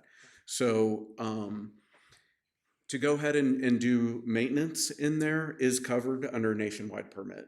So I would assume that you would fall under a nationwide permit for maintenance activities under nationwide. So, but you have to have a baseline in order to know what that is, and so now we have that. You will have the baseline. You also, you know, when the work is completed, we will be as-builting everything by survey. You know, we have a set of design plans, and Mike's got it really close, but you know, we're gonna as-build everything once the bank stabilization is in place, and so you're gonna have a really good baseline moving forward. But you're right. You know, anytime you have a fire in those watersheds, you know, you can expect it in the near future. You're going to see more runoff coming out of these watersheds, and you're going to see more sediment. You know, those upper parts of the watershed are going to be degrading. They're going to be scouring, and it's going to be deposited here in town. You can count on it. Mr. Mayor, members of council, to Councilman Shipley's question, we are looking into and doing the permanent drainage easements in those areas where we're putting the bank stabilization. I'm sure the property owners don't want to have to keep tabs on that and maintenance that. So we're going to be, I have the framework in my head, and staff knows more about this, but in certain areas we are going to look to get those easements so we have permanent responsibility for keeping them clean and keeping them in shape. I don't know exactly what could happen that we would have to do something about it, but to your point, we want to have as much ability at the drop of a hat to get into the creek and have those in tandem in concert with the property owners, allowing that, so we don't have what we had prior to this, where people were reluctant, and that's another reason why you want to keep up on the maintenance. Because, you know, that little thing that falls in the dirt 10 years later is beautiful and supplying shade, you know. And so we're working on those aspects also. Freddie. Hopefully I'm using the right terminology, but the as-built would have waypoints, all the surveying marks that you had put together to create the baseline? Yes, sir, that's correct. We would have both horizontal and vertical locations for all the shots that we would take so that they could be easily retraced. Very good. Mr. Mayor, members of council, John, I believe we do know now where all our manholes are. Because over the years, some of them have, been not visible to the naked eye. We found them all. We found them all. Plus a couple extra. Plus a couple extra. So Paul, hopefully a little easier process. I know the Army Corps of Engineers is one of our barriers, but also we only own 15% of the creek, so we have to have ongoing right of entries in order to be able to. And we have major partners, the railroad, the mines, that I think are gonna be on board. And we had talked about this from like the week one, that we need to, I mean, people now are alerted to the benefit of allowing us to, if we're gonna do the maintenance, to do it across the board. This creek is like a chain, and any weak link in that chain can cause problem for everywhere. And so as much property and many partnerships as we can build and allow us to take on that responsibility of the maintenance and the cleaning, and after a storm, doing the sediment removal, the better chance we have of making sure that in the future that no one rain event overpowers us. One more question. Go ahead, Jesse. Given the riprap design, what's the likelihood of success if we do get another 100-year storm? That's a great question, something I failed to mention. So when we looked at sizing the riprap, and I mentioned it's a median diameter of 30 inches or a D50 of 30 inches. So what we wanted to do is we looked at all these areas and we looked at it in either a bank full condition, right, from bank to bank, or the 100-year event based on the FEMA FIS. If the bank full condition would convey that entire 100-year event, then we looked at the 100-year event. If it was less than that, then we looked at the bank full capacity, and based on the velocities going through there, we sized the riprap based on that. Of course, it's going to vary. In these 9 different areas, it's going to vary. It varied anywhere from a D50 of 12 inches all the way up to 30 inches. To be safe, to be conservative, to make the construction go faster, we're doing 30 inches everywhere. So it was sized for some considerable velocities. Okay, thank you for that. You bet. Interesting. And Mr. Mayor, members of council, staff is telling me that we are working on some type of a agreement with the Corps of Engineers, so we have that ability, so we're not hamstrung to get in there, but some type of an active permit that'll allow us for certain activities when we need to. So we're working on doing that coordination with them also.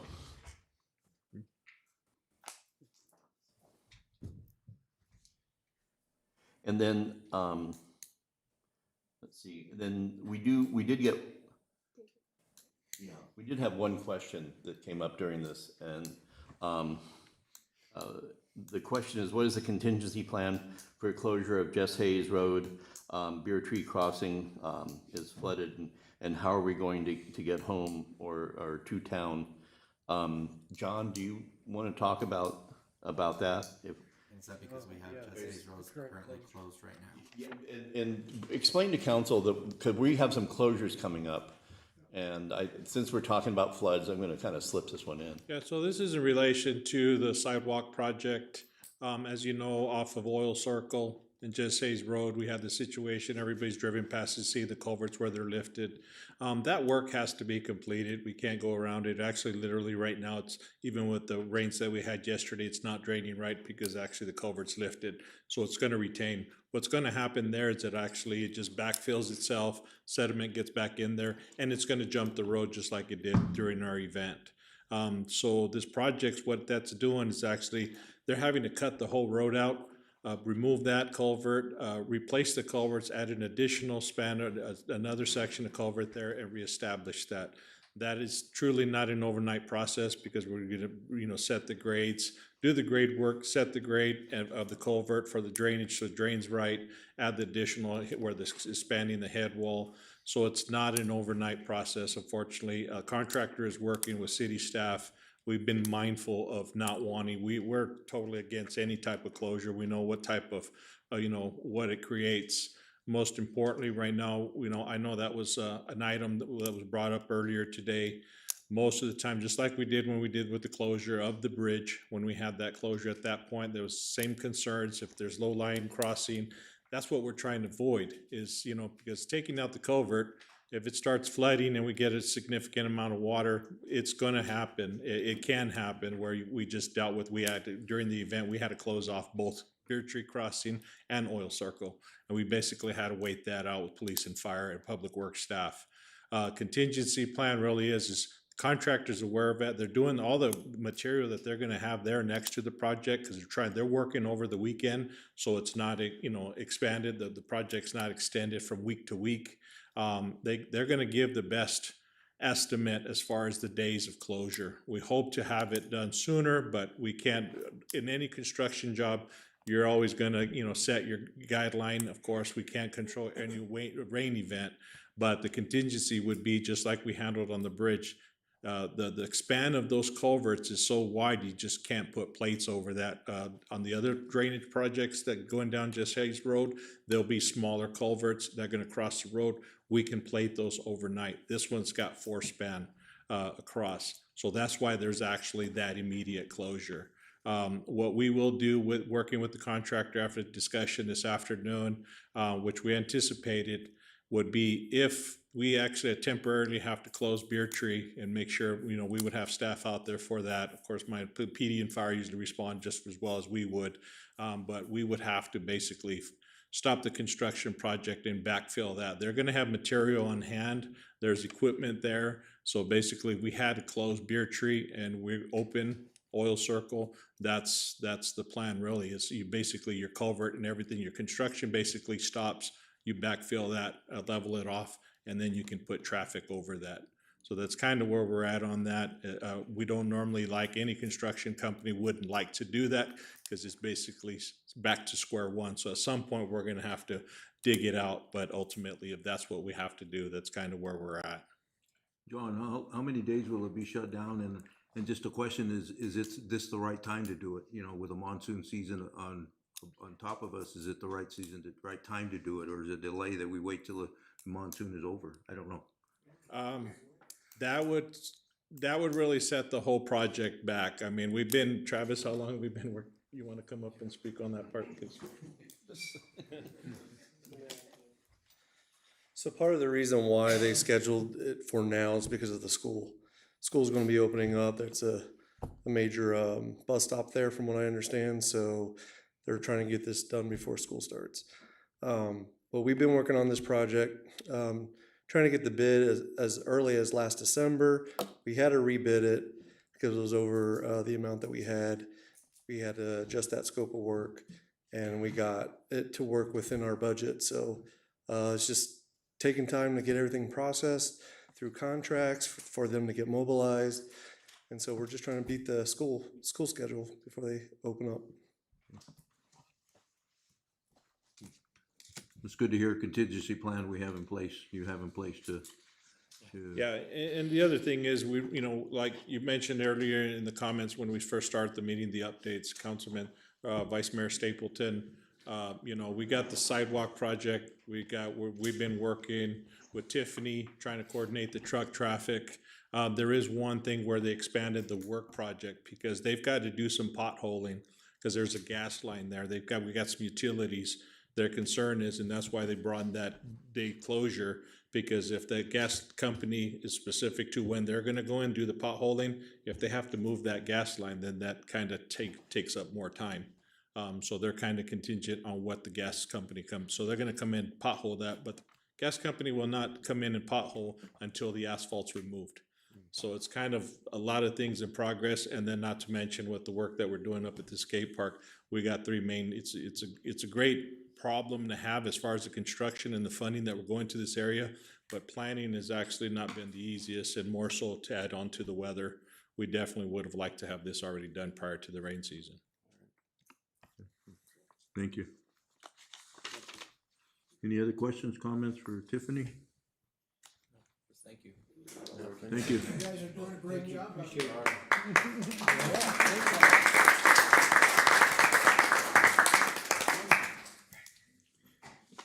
So we go to consent calendar. Matters listed on the consent calendar are considered to be routine and been enacted by one motion, one vote. Public hearing items are designated with an asterisk. Prior to consideration of the consent agenda, the mayor will ask either whether any member of the public wishes to remove a public hearing item for separate consideration. Members of the council and or staff may also remove any item for separate consideration. Item A, consideration to waiver of section 2-4-10A prior discussion rule to allow action on the balance of the consent agenda. A1, accounts payable, $947,642.89. A2, consideration of approval of council minutes. Consideration to approve June 23rd, 2026 meeting minutes. B, consideration to approve the Field Use Memorandum of Understanding, MOU 2024009, and Addendum Number 1 with the Copper Cities Youth Basketball League Incorporated, establishing terms and conditions for the use of the City of Globe Field and Community Center Pool for the Piranha Swim Team Summer League. C, motion to ratify contract PS 20260132 for Sustainability Engineering Group LLC for online interactive zoning code geographical information services from account 106951234 building compliance contractual service in the amount not to exceed $7,000. Item D, discussion and approve amendment number 1 to contract number CS 20260099 with Apache Underground and Excavating to include WIFA requirements with regards to Globe Water Transmission Main 595 project. Item E is consideration to ratify contract number PS 20270005 to Adams and Went to conduct a limited asbestos inspection as part of the OSHA-related inspection for the amount of $600. Funds for this project are budgeted in account 518051236 building maintenance. F, consideration to ratify contract CS 2027006 with Cone Cranes Incorporated to conduct monorail load testing and inspecting services at the wastewater treatment plant for OSHA requirements compliance for the amount of $7,027.27. Funds from this project are budgeted in account 518051234 contractual services. Item G, consideration to ratify contract number CS 2027008 to JJ Electrical Contracting LLC to make repairs on the wastewater treatment plant to maintain compliance regarding an OSHA action concern for the amount of $1,885. Funds from this project are budgeted in account 518052202. H, consideration to ratify contract CA 20270010 to Atlas Technical Consultants to conduct airborne asbestos monitoring of the flood debris at the temporary debris management site for the amount of $4,465.26. Funds from this project are budgeted in account 105515234 contractual services. I, consideration to ratify contract number CA 20260141 to Emergency Environmental Services to proper disposal of old water meter battery for the amount of $15,960.45. Funds from this project are budgeted in account 508054005 grant fund capital outlay through the water conservation grant. And item J, consideration to approve contract number CS 20270011 to JJ Electrical Contracting LLC to replace the transformer at Cutter Well number 1 for the amount of $8,100. Funds from this budget funds are budgeted from account 508051251 well pump maintenance and repair. Do we have anybody from the public, the staff, or council wishing to move any of these items for separate consideration? Mayor? Yes. We had talked about pulling 4C on the zoning software? Yes, that's what I was gonna and request. 4I on the batteries. Okay. Mayor, I would move to approve the consent agenda minus 4C and 4I. Second. Motion second for approval of consent agenda minus those two items. Is there any further discussion? All those in favor say aye. Aye. Opposed, nay. Motion passed. Tony? So item four, C is, Travis. Is it Travis? This is Tony. Tony, I'm sorry. And Tony's got 30 seconds. Yeah, just a brief on what it really Hide is. that pad. No pressure. Hide that pad. Okay, go ahead. Good evening, Mayor, City Council members. I was asked to come up and just give a little update on the use of our interactive map program. This was in the past hosted by a company that is now no longer providing that service. So we have to look at new contractual services to keep that map up and running. So we went with SCG. They came in and they built a interactive map that surpasses what we had in the past. And so this is a great opportunity again to look at the service that we're providing to the citizens of Globe, and the transparency and easeability of them getting the information that this interactive map gives. And so just to give you a few examples of what that information looks like, it's at this point, we have multiple layers that we can now search by. It's addressing, it's APNs, it's, we have overlays that address our floodways, our pad overlays, our mobile home overlays, city of Globe, city limits. This is something different than the map that we had previously did. And to get that information before, you had to go to many different sites from the county to obtain that documented information. Now we have it on our side through this interactive map. Makes it a whole lot of, it's not only just for staff, but it's for the public. So this is accessible no differently to our public than it is to our staff. It's used daily. It's a very diverse and utilized software that we use a lot for everyday operations. Questions for Tony? I have not used that, so it's, if you go to the city website, we can access that portal? You can. The city website, there's a link there for interactive maps. This will now, be aware we're still in the old. This is a demo. We just had demo on this, so it's ready to go up, but the city will get a demo from the provider. But yes, the website has it. And Councilman, also our Citizen Serve portal, it also has it. So the links are also on there. So when people are getting on Citizen Serve to submit, whether it's a building permit or a zoning permit or a pre-development meeting or whatever else, the links are also there at their disposal.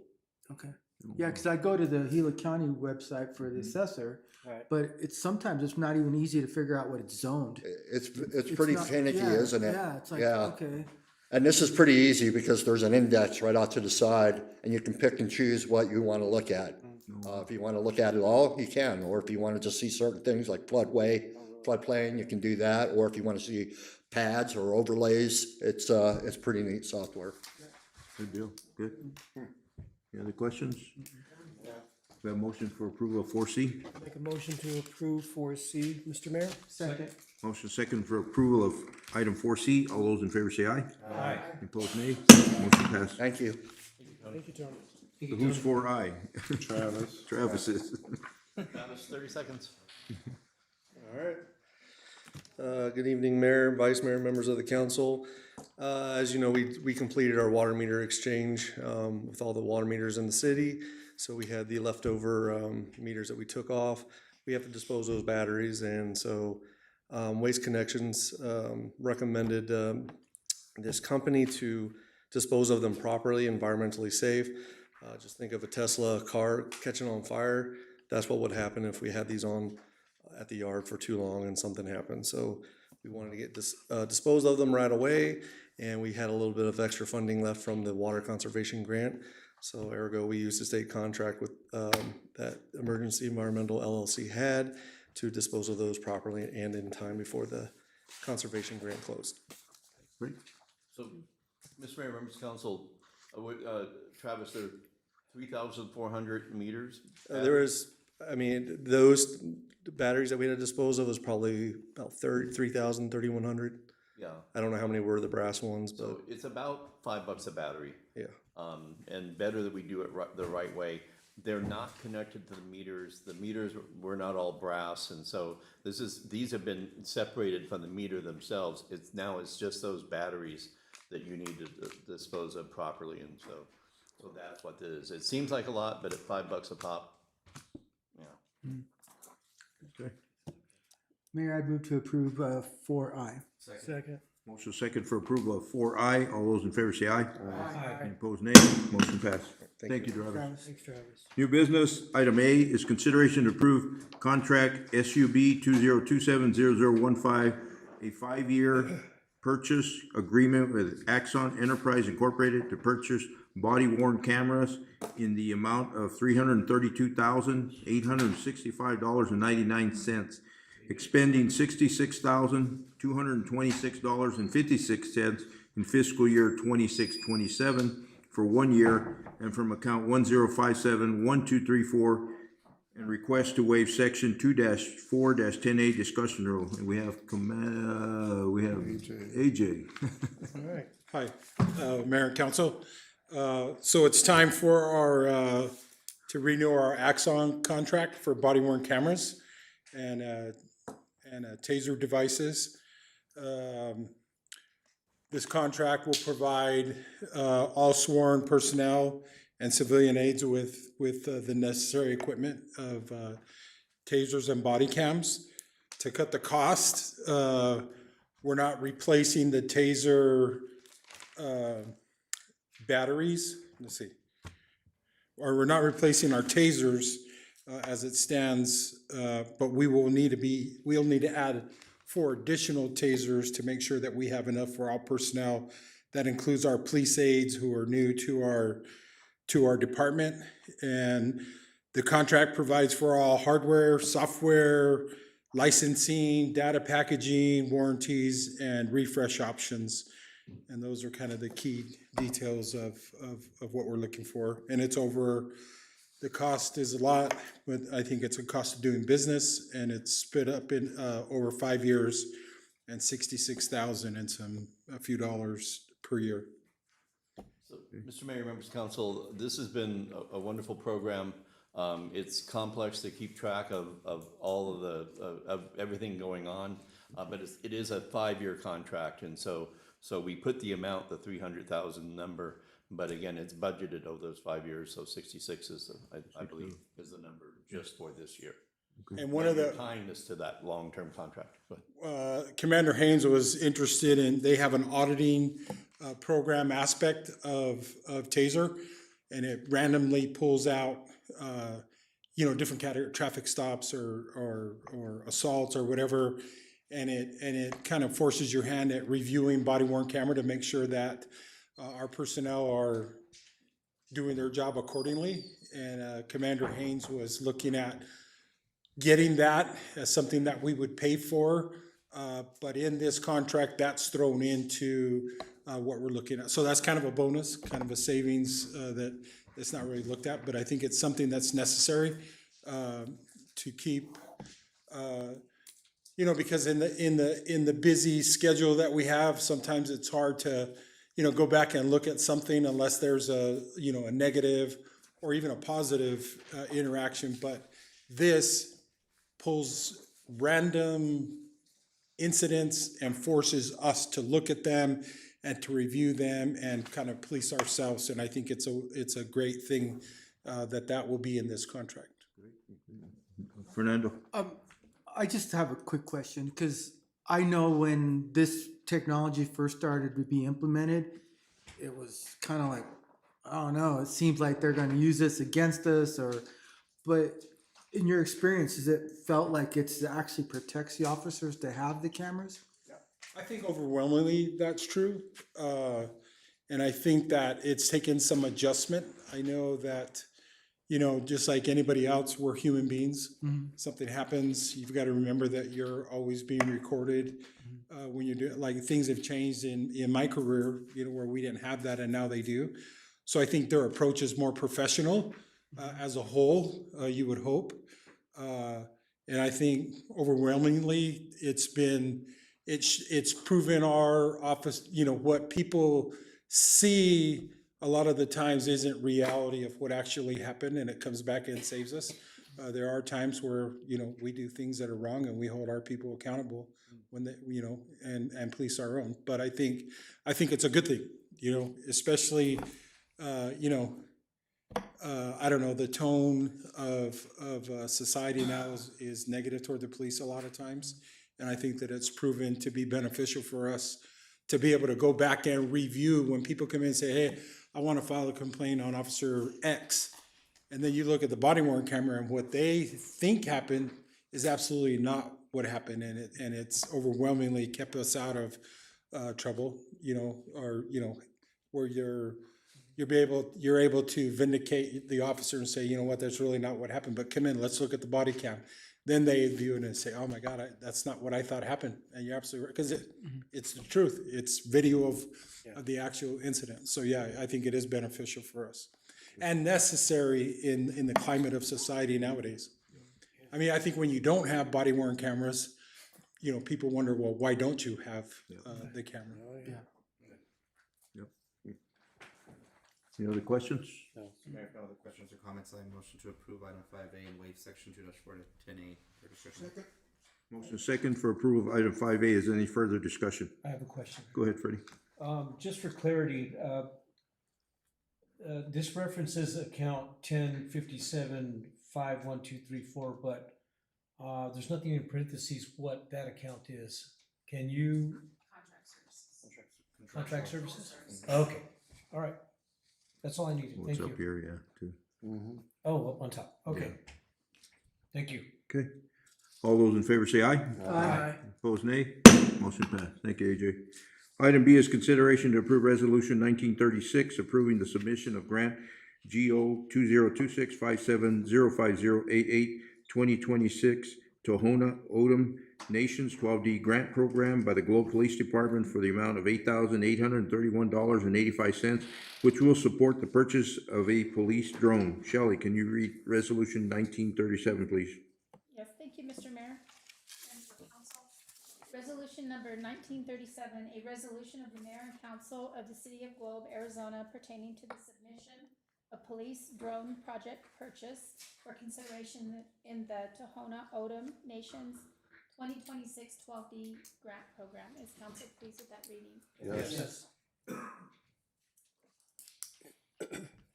So this is just trying to get your guys' approval for the $8,800 grant that Tohono O'odham has put out there. I think that given, you know, the past couple of years where we've had significant incidents like the flood, I will tell you that when you're searching for bodies and things, you can cover so much more area in such a limited amount of time, you know, where you put boots on the ground and say, hey, we're looking for, you know,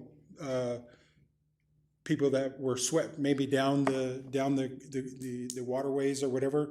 You just cover so much ground, you're so much more efficient. But I'll tell you of an incident this past school year, some kids, and it kind of got blown out of proportion.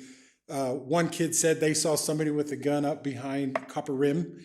And of course, we had a huge police response to that. DPS, county, everybody that was available went up there, but DPS came with the drone. We went up on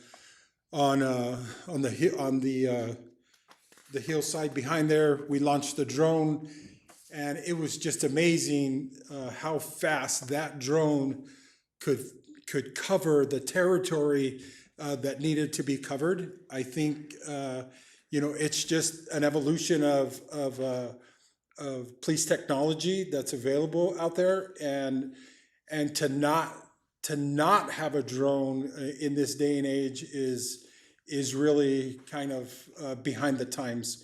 It is just absolutely you know, if we could get it, would be just an asset to not only our department, but to the community that we serve. When we're looking for lost people, when we're looking for victims of whatever, when we're looking at traffic accidents, there's any number of, you know, and I had went to the chief and Commander Haynes are at ACOP now, and they have all the displays, and the technology moving forward is drones are gonna be on your patrol car. When you make a stop, it goes up in the air and it actually monitors your activity, that if you needed help right away, you know, I mean, we're not looking at that, but I'm just saying, the technology is evolving, and it's just, so we just wanna know that, you know, we're asking for permission to apply for the loan, or the grant, and, you know, so that if we were to get it, that you guys are aware and we have your blessing. And the grant requires a resolution. Yes, sir. To be adopted, yeah. Is it true that our drone that we did have got wrecked? We had a drone? Didn't we have a drone? I thought we did too. That's what I thought. I thought we did. I saw somebody else's get wrecked Okay, in the flood. I heard it got wrecked and we were doing the flood thing. Yeah, no, that wasn't ours. That was a private one, I Oh, was saw. that? We've never had a drone. You need a pilot, yeah, and we do have people that are pilots on Oh, our. okay, I thought we had one, and then I thought it got wrecked, and I'm like, can we get an insurance policy, especially if it's $8,000? That's pretty cheap. That's pretty cheap. A drone crashing and burning. I saw the drone downtown crash when it did. During Yeah. the flood, yeah. I saw Well, I'll tell you that the day that we went to Copper Rim for that deal, we had a wind gust of 37 miles per hour, and they brought that drone right, because it was like, shook everything up there. Can I just make one recommendation? Wait. Hold on. Do you wanna fill out a slip? So while he's doing that, I have a question, Mayor. Okay.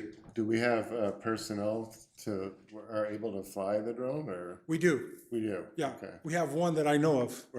You? But only, no, not me. But we do have one officer that is pilot trained. Yeah, I don't know how big of an airplane you have to, but you do have to have a pilot's license. I'm to sure fly a there's drone. training. Yeah. Wow. Yeah. Yeah. Okay. Great. I can just see it helping you with like downtown events such as like. Oh, yeah. I'll take it Absolutely. over here, Dave. I'll take it. The incident that happened at the Thank you. Halloween one time. It could, You can go up there now. Just monitoring the parades and just whatnot? monitoring the parades and. That was item 5B. Okay. I was just recommending. Come up to the mic, On the please. mic, yeah. I would just recommend that if you're going to invest in a drone, I would get one with thermal capabilities, because that way that you can actually use it at night to find people. And the greatest tool for these are search and rescue.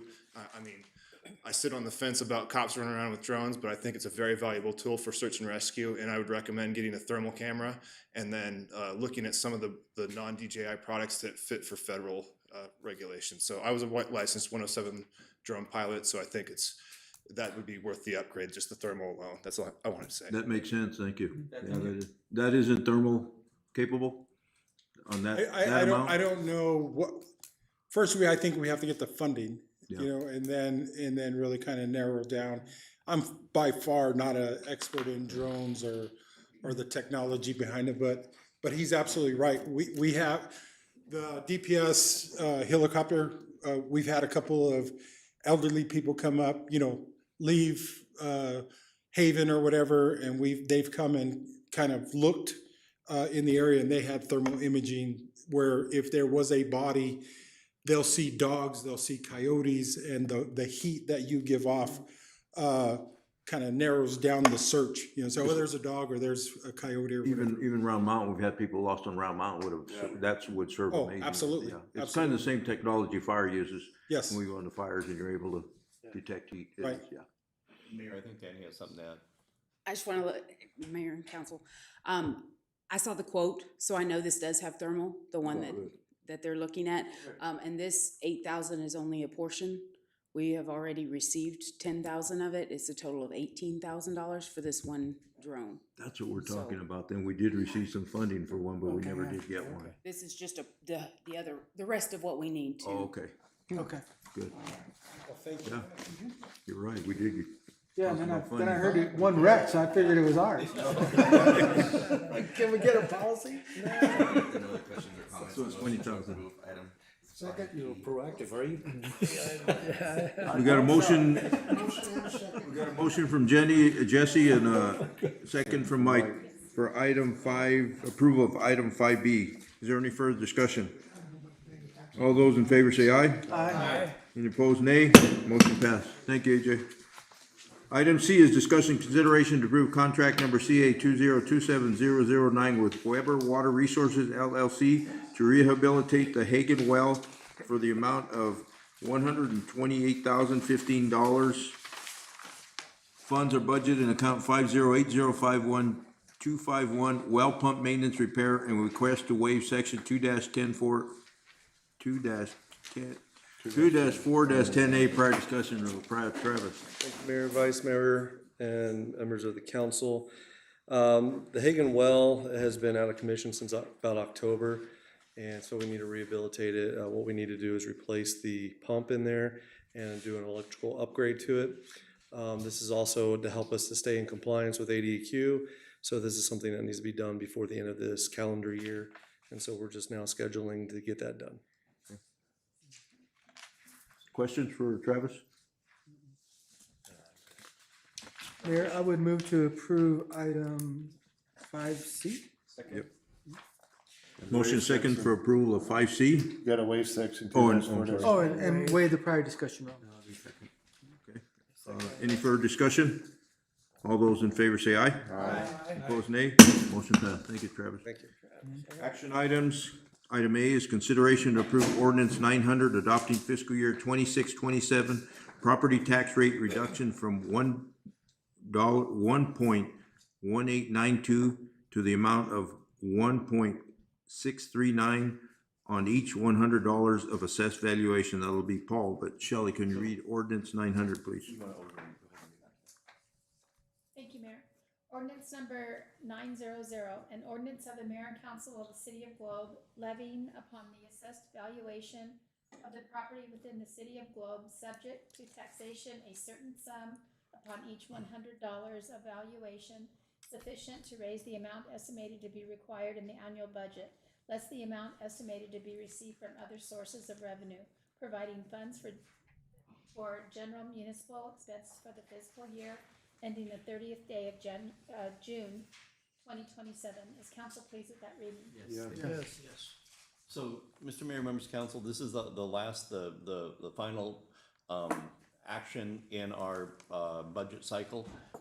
And as you know, since we made our adjustment to our sales tax, we made a pledge to keep the levy flat. And so the levy is a calculation between the valuation and the rate. Since the valuations have gone up, we can take the property tax rate down so that the levy holds constant.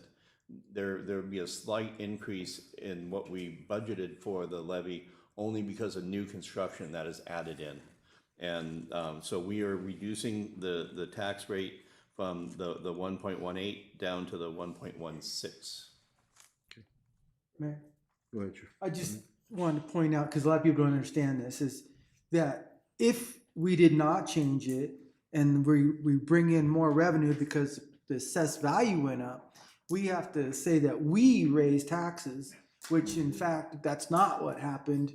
But because of the rule and the way it is, in order to keep it the same, we have to lower the rate. So that way people understand. And in contrary, if the valuations were to go down, we would adjust the rate up to keep this flat so that we could capture the revenue that we're committed to. And so, but I think this has been a wise decision by council. Property tax policy and law in Arizona is just convoluted. It's awful. So we keep it simple. Any other questions, comments? Yeah. Make a motion to approve item 6A is read. Second. We have a motion, a second for approval of item 6A, resolution 900 or ordinance 900. Is there any further discussion? All those in favor say aye. Aye. Any opposed, nay.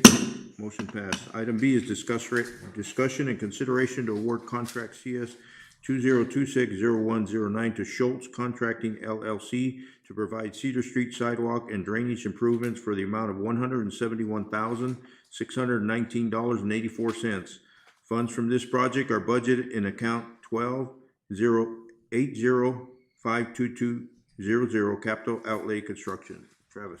Thank you, Mayor, Vice Mayor, members of the council. This is the contract after going through a bid system to get a bid for the Cedar Street sidewalk and drainage improvements. And Schultz was the lowest responsible bid that we received. And what we had budgeted for this particular project, they came well underneath what we had estimated. So very happy and pleased to see that. And so we'd like to get this project started as well as soon as possible. Great. And we had a pretty extensive conversation or presentation of this earlier too, in earlier council meetings. Yeah, we've gone through the IFB process, probably talked about it a couple times, I think, because we had to rebid it. No, that wasn't the rebid, that was Jesse Hayes. Okay. Mayor, I would move to approve item 6B as presented. Second. And Mr. Mayor, members of council, before you vote, Travis, did you say that where this came in under budget? Significantly under what we estimated. Yeah. Correct. This is going. Sorry. Yeah. Should have done that 12 years ago. You won't follow there. Thanks, Travis. You're welcome. He wasn't here, you didn't get him then. There you go. Okay, we do have a motion, a second for approval of item 6B. Is there any further discussion? All those in favor say aye. Aye. Opposed, nay. Motion passed. Thank you, Travis. We go into late agenda items, and item 7A is council will consider the appointment of DJ Bollinger to the Municipal Property Corporation. And Mr. Mayor, members of council, Assistant Linda. City Manager. can Okay. Take that one. Good evening, Mayor and Council. I'll be brief. With the resignation of one of our members, James Menlove, we have to replace this member so that we can continue to move forward with the newly formed group. Though council has in the past, since 2007, I believe, has acted as our MPC. And so with this new group, we are looking at ways to bring more opportunities into our downtown and working with our other economic development organization partners to bring other opportunities in the area. For instance, if the city were to go to bond for any infrastructure project, the MPC, as is the IDA, is an opportunity to partner with on something like this.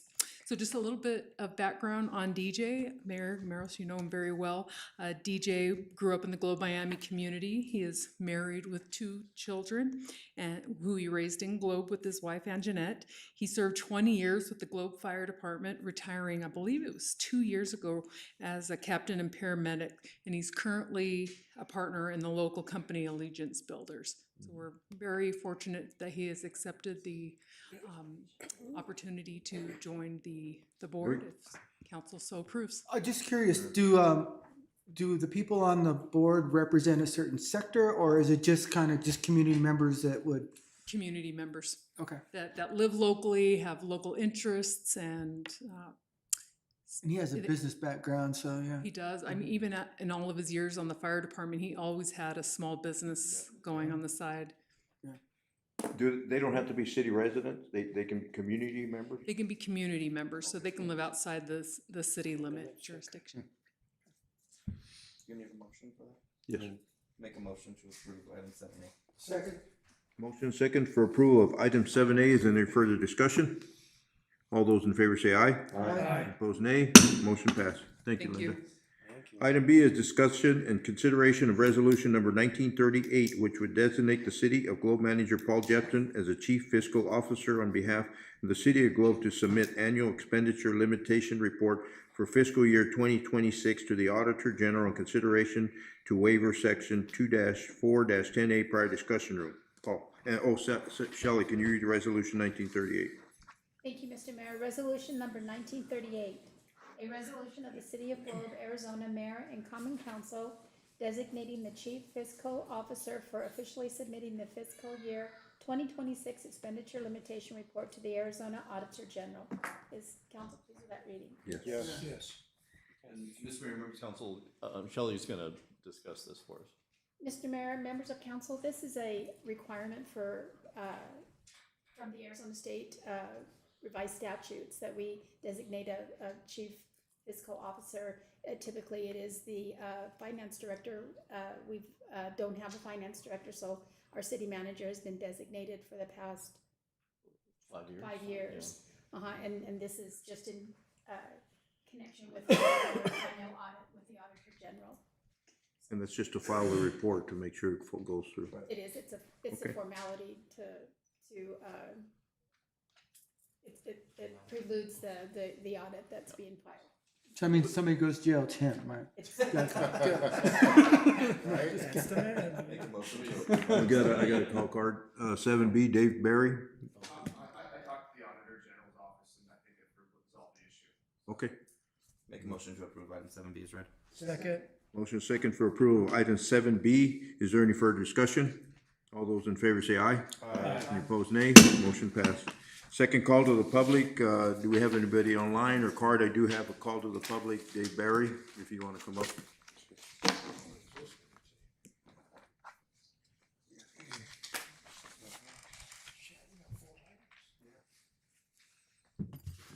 If we can check line and email. Go ahead, Dave. Part of the process of rebuilding is working with the city, and there's a large void on the city's sidewalk directly underneath 410 and 424. I've brought that up to the attention of the Public Works, and it's apparently waiting for grants to be addressed. That is affecting the lateral support for the foundation of my building. I have had a foundation specialist come in and measure that, and they have raised the issue of the void underneath the city sidewalk. So that is affecting the timeline as well for getting things re-established. And then I can't have any contractors come in and work on anything because they don't have the load calculations for the bracing that was installed, so they don't know what they would be removing. So I'm running into this issue because there's no engineering documents from the city that I can't proceed forward. So And that's at 410, the 410, 410. 424. There's not a single stamped document from the city from an engineer, and there's nothing for me to hand off to contractors or engineers for them to work with. So I'm not trying to delay. I'm trying to work. I'm running into roadblocks. Can we check into that? Oh, I know all about it. Okay, okay, We've had many discussions. okay. There's been no resolution though. So thank you. Thank you, Dave. Item 9, scheduling of meetings. Do we have any? Did you say you had another one? No, We have nothing. Oh, I'm sorry. Yeah. Yeah, nothing from email. Okay, I thought I heard somebody say they had one. Yeah. Oh, let me, Let's check the phone. Sorry.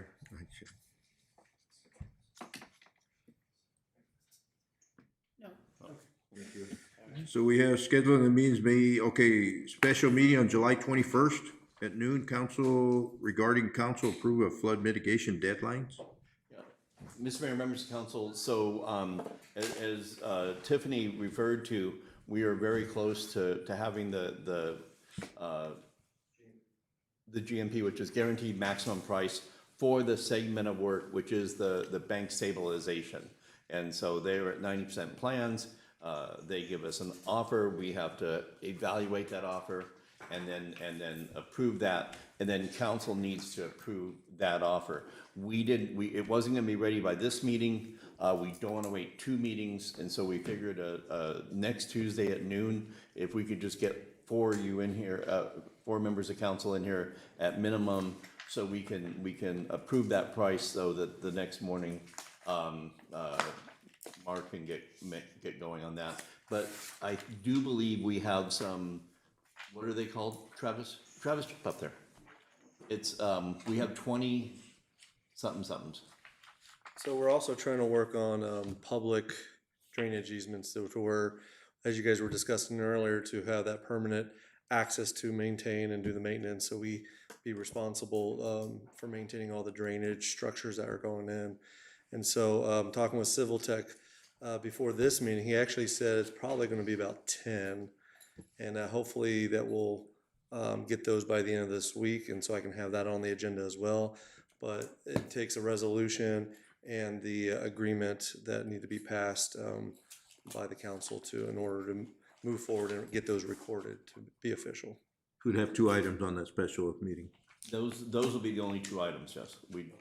Okay. How does schedule look for us? Tuesday, 21st. How does it look for anybody? I'm okay. Yeah. I gotta work. I'm good. I'm gonna check my schedule. Oh, I'm gonna check Yeah, sure, Freddie. Oh, you don't have a schedule anymore. Yeah. I gotta work. So I guess we're good, the 21st. Okay, good. No, that'll be very good. Yeah. Okay. So, Thank you, Trevor. Thank you. Future agenda items, anybody have any? Motion to go into executive session. Motion made. Second. Motion second to go into executive session. All those in favor say aye. Aye. Do we have anything coming out? When we come out, there is nothing on the agenda. We'll come out and adjourn only. No other action will be taken. Okay.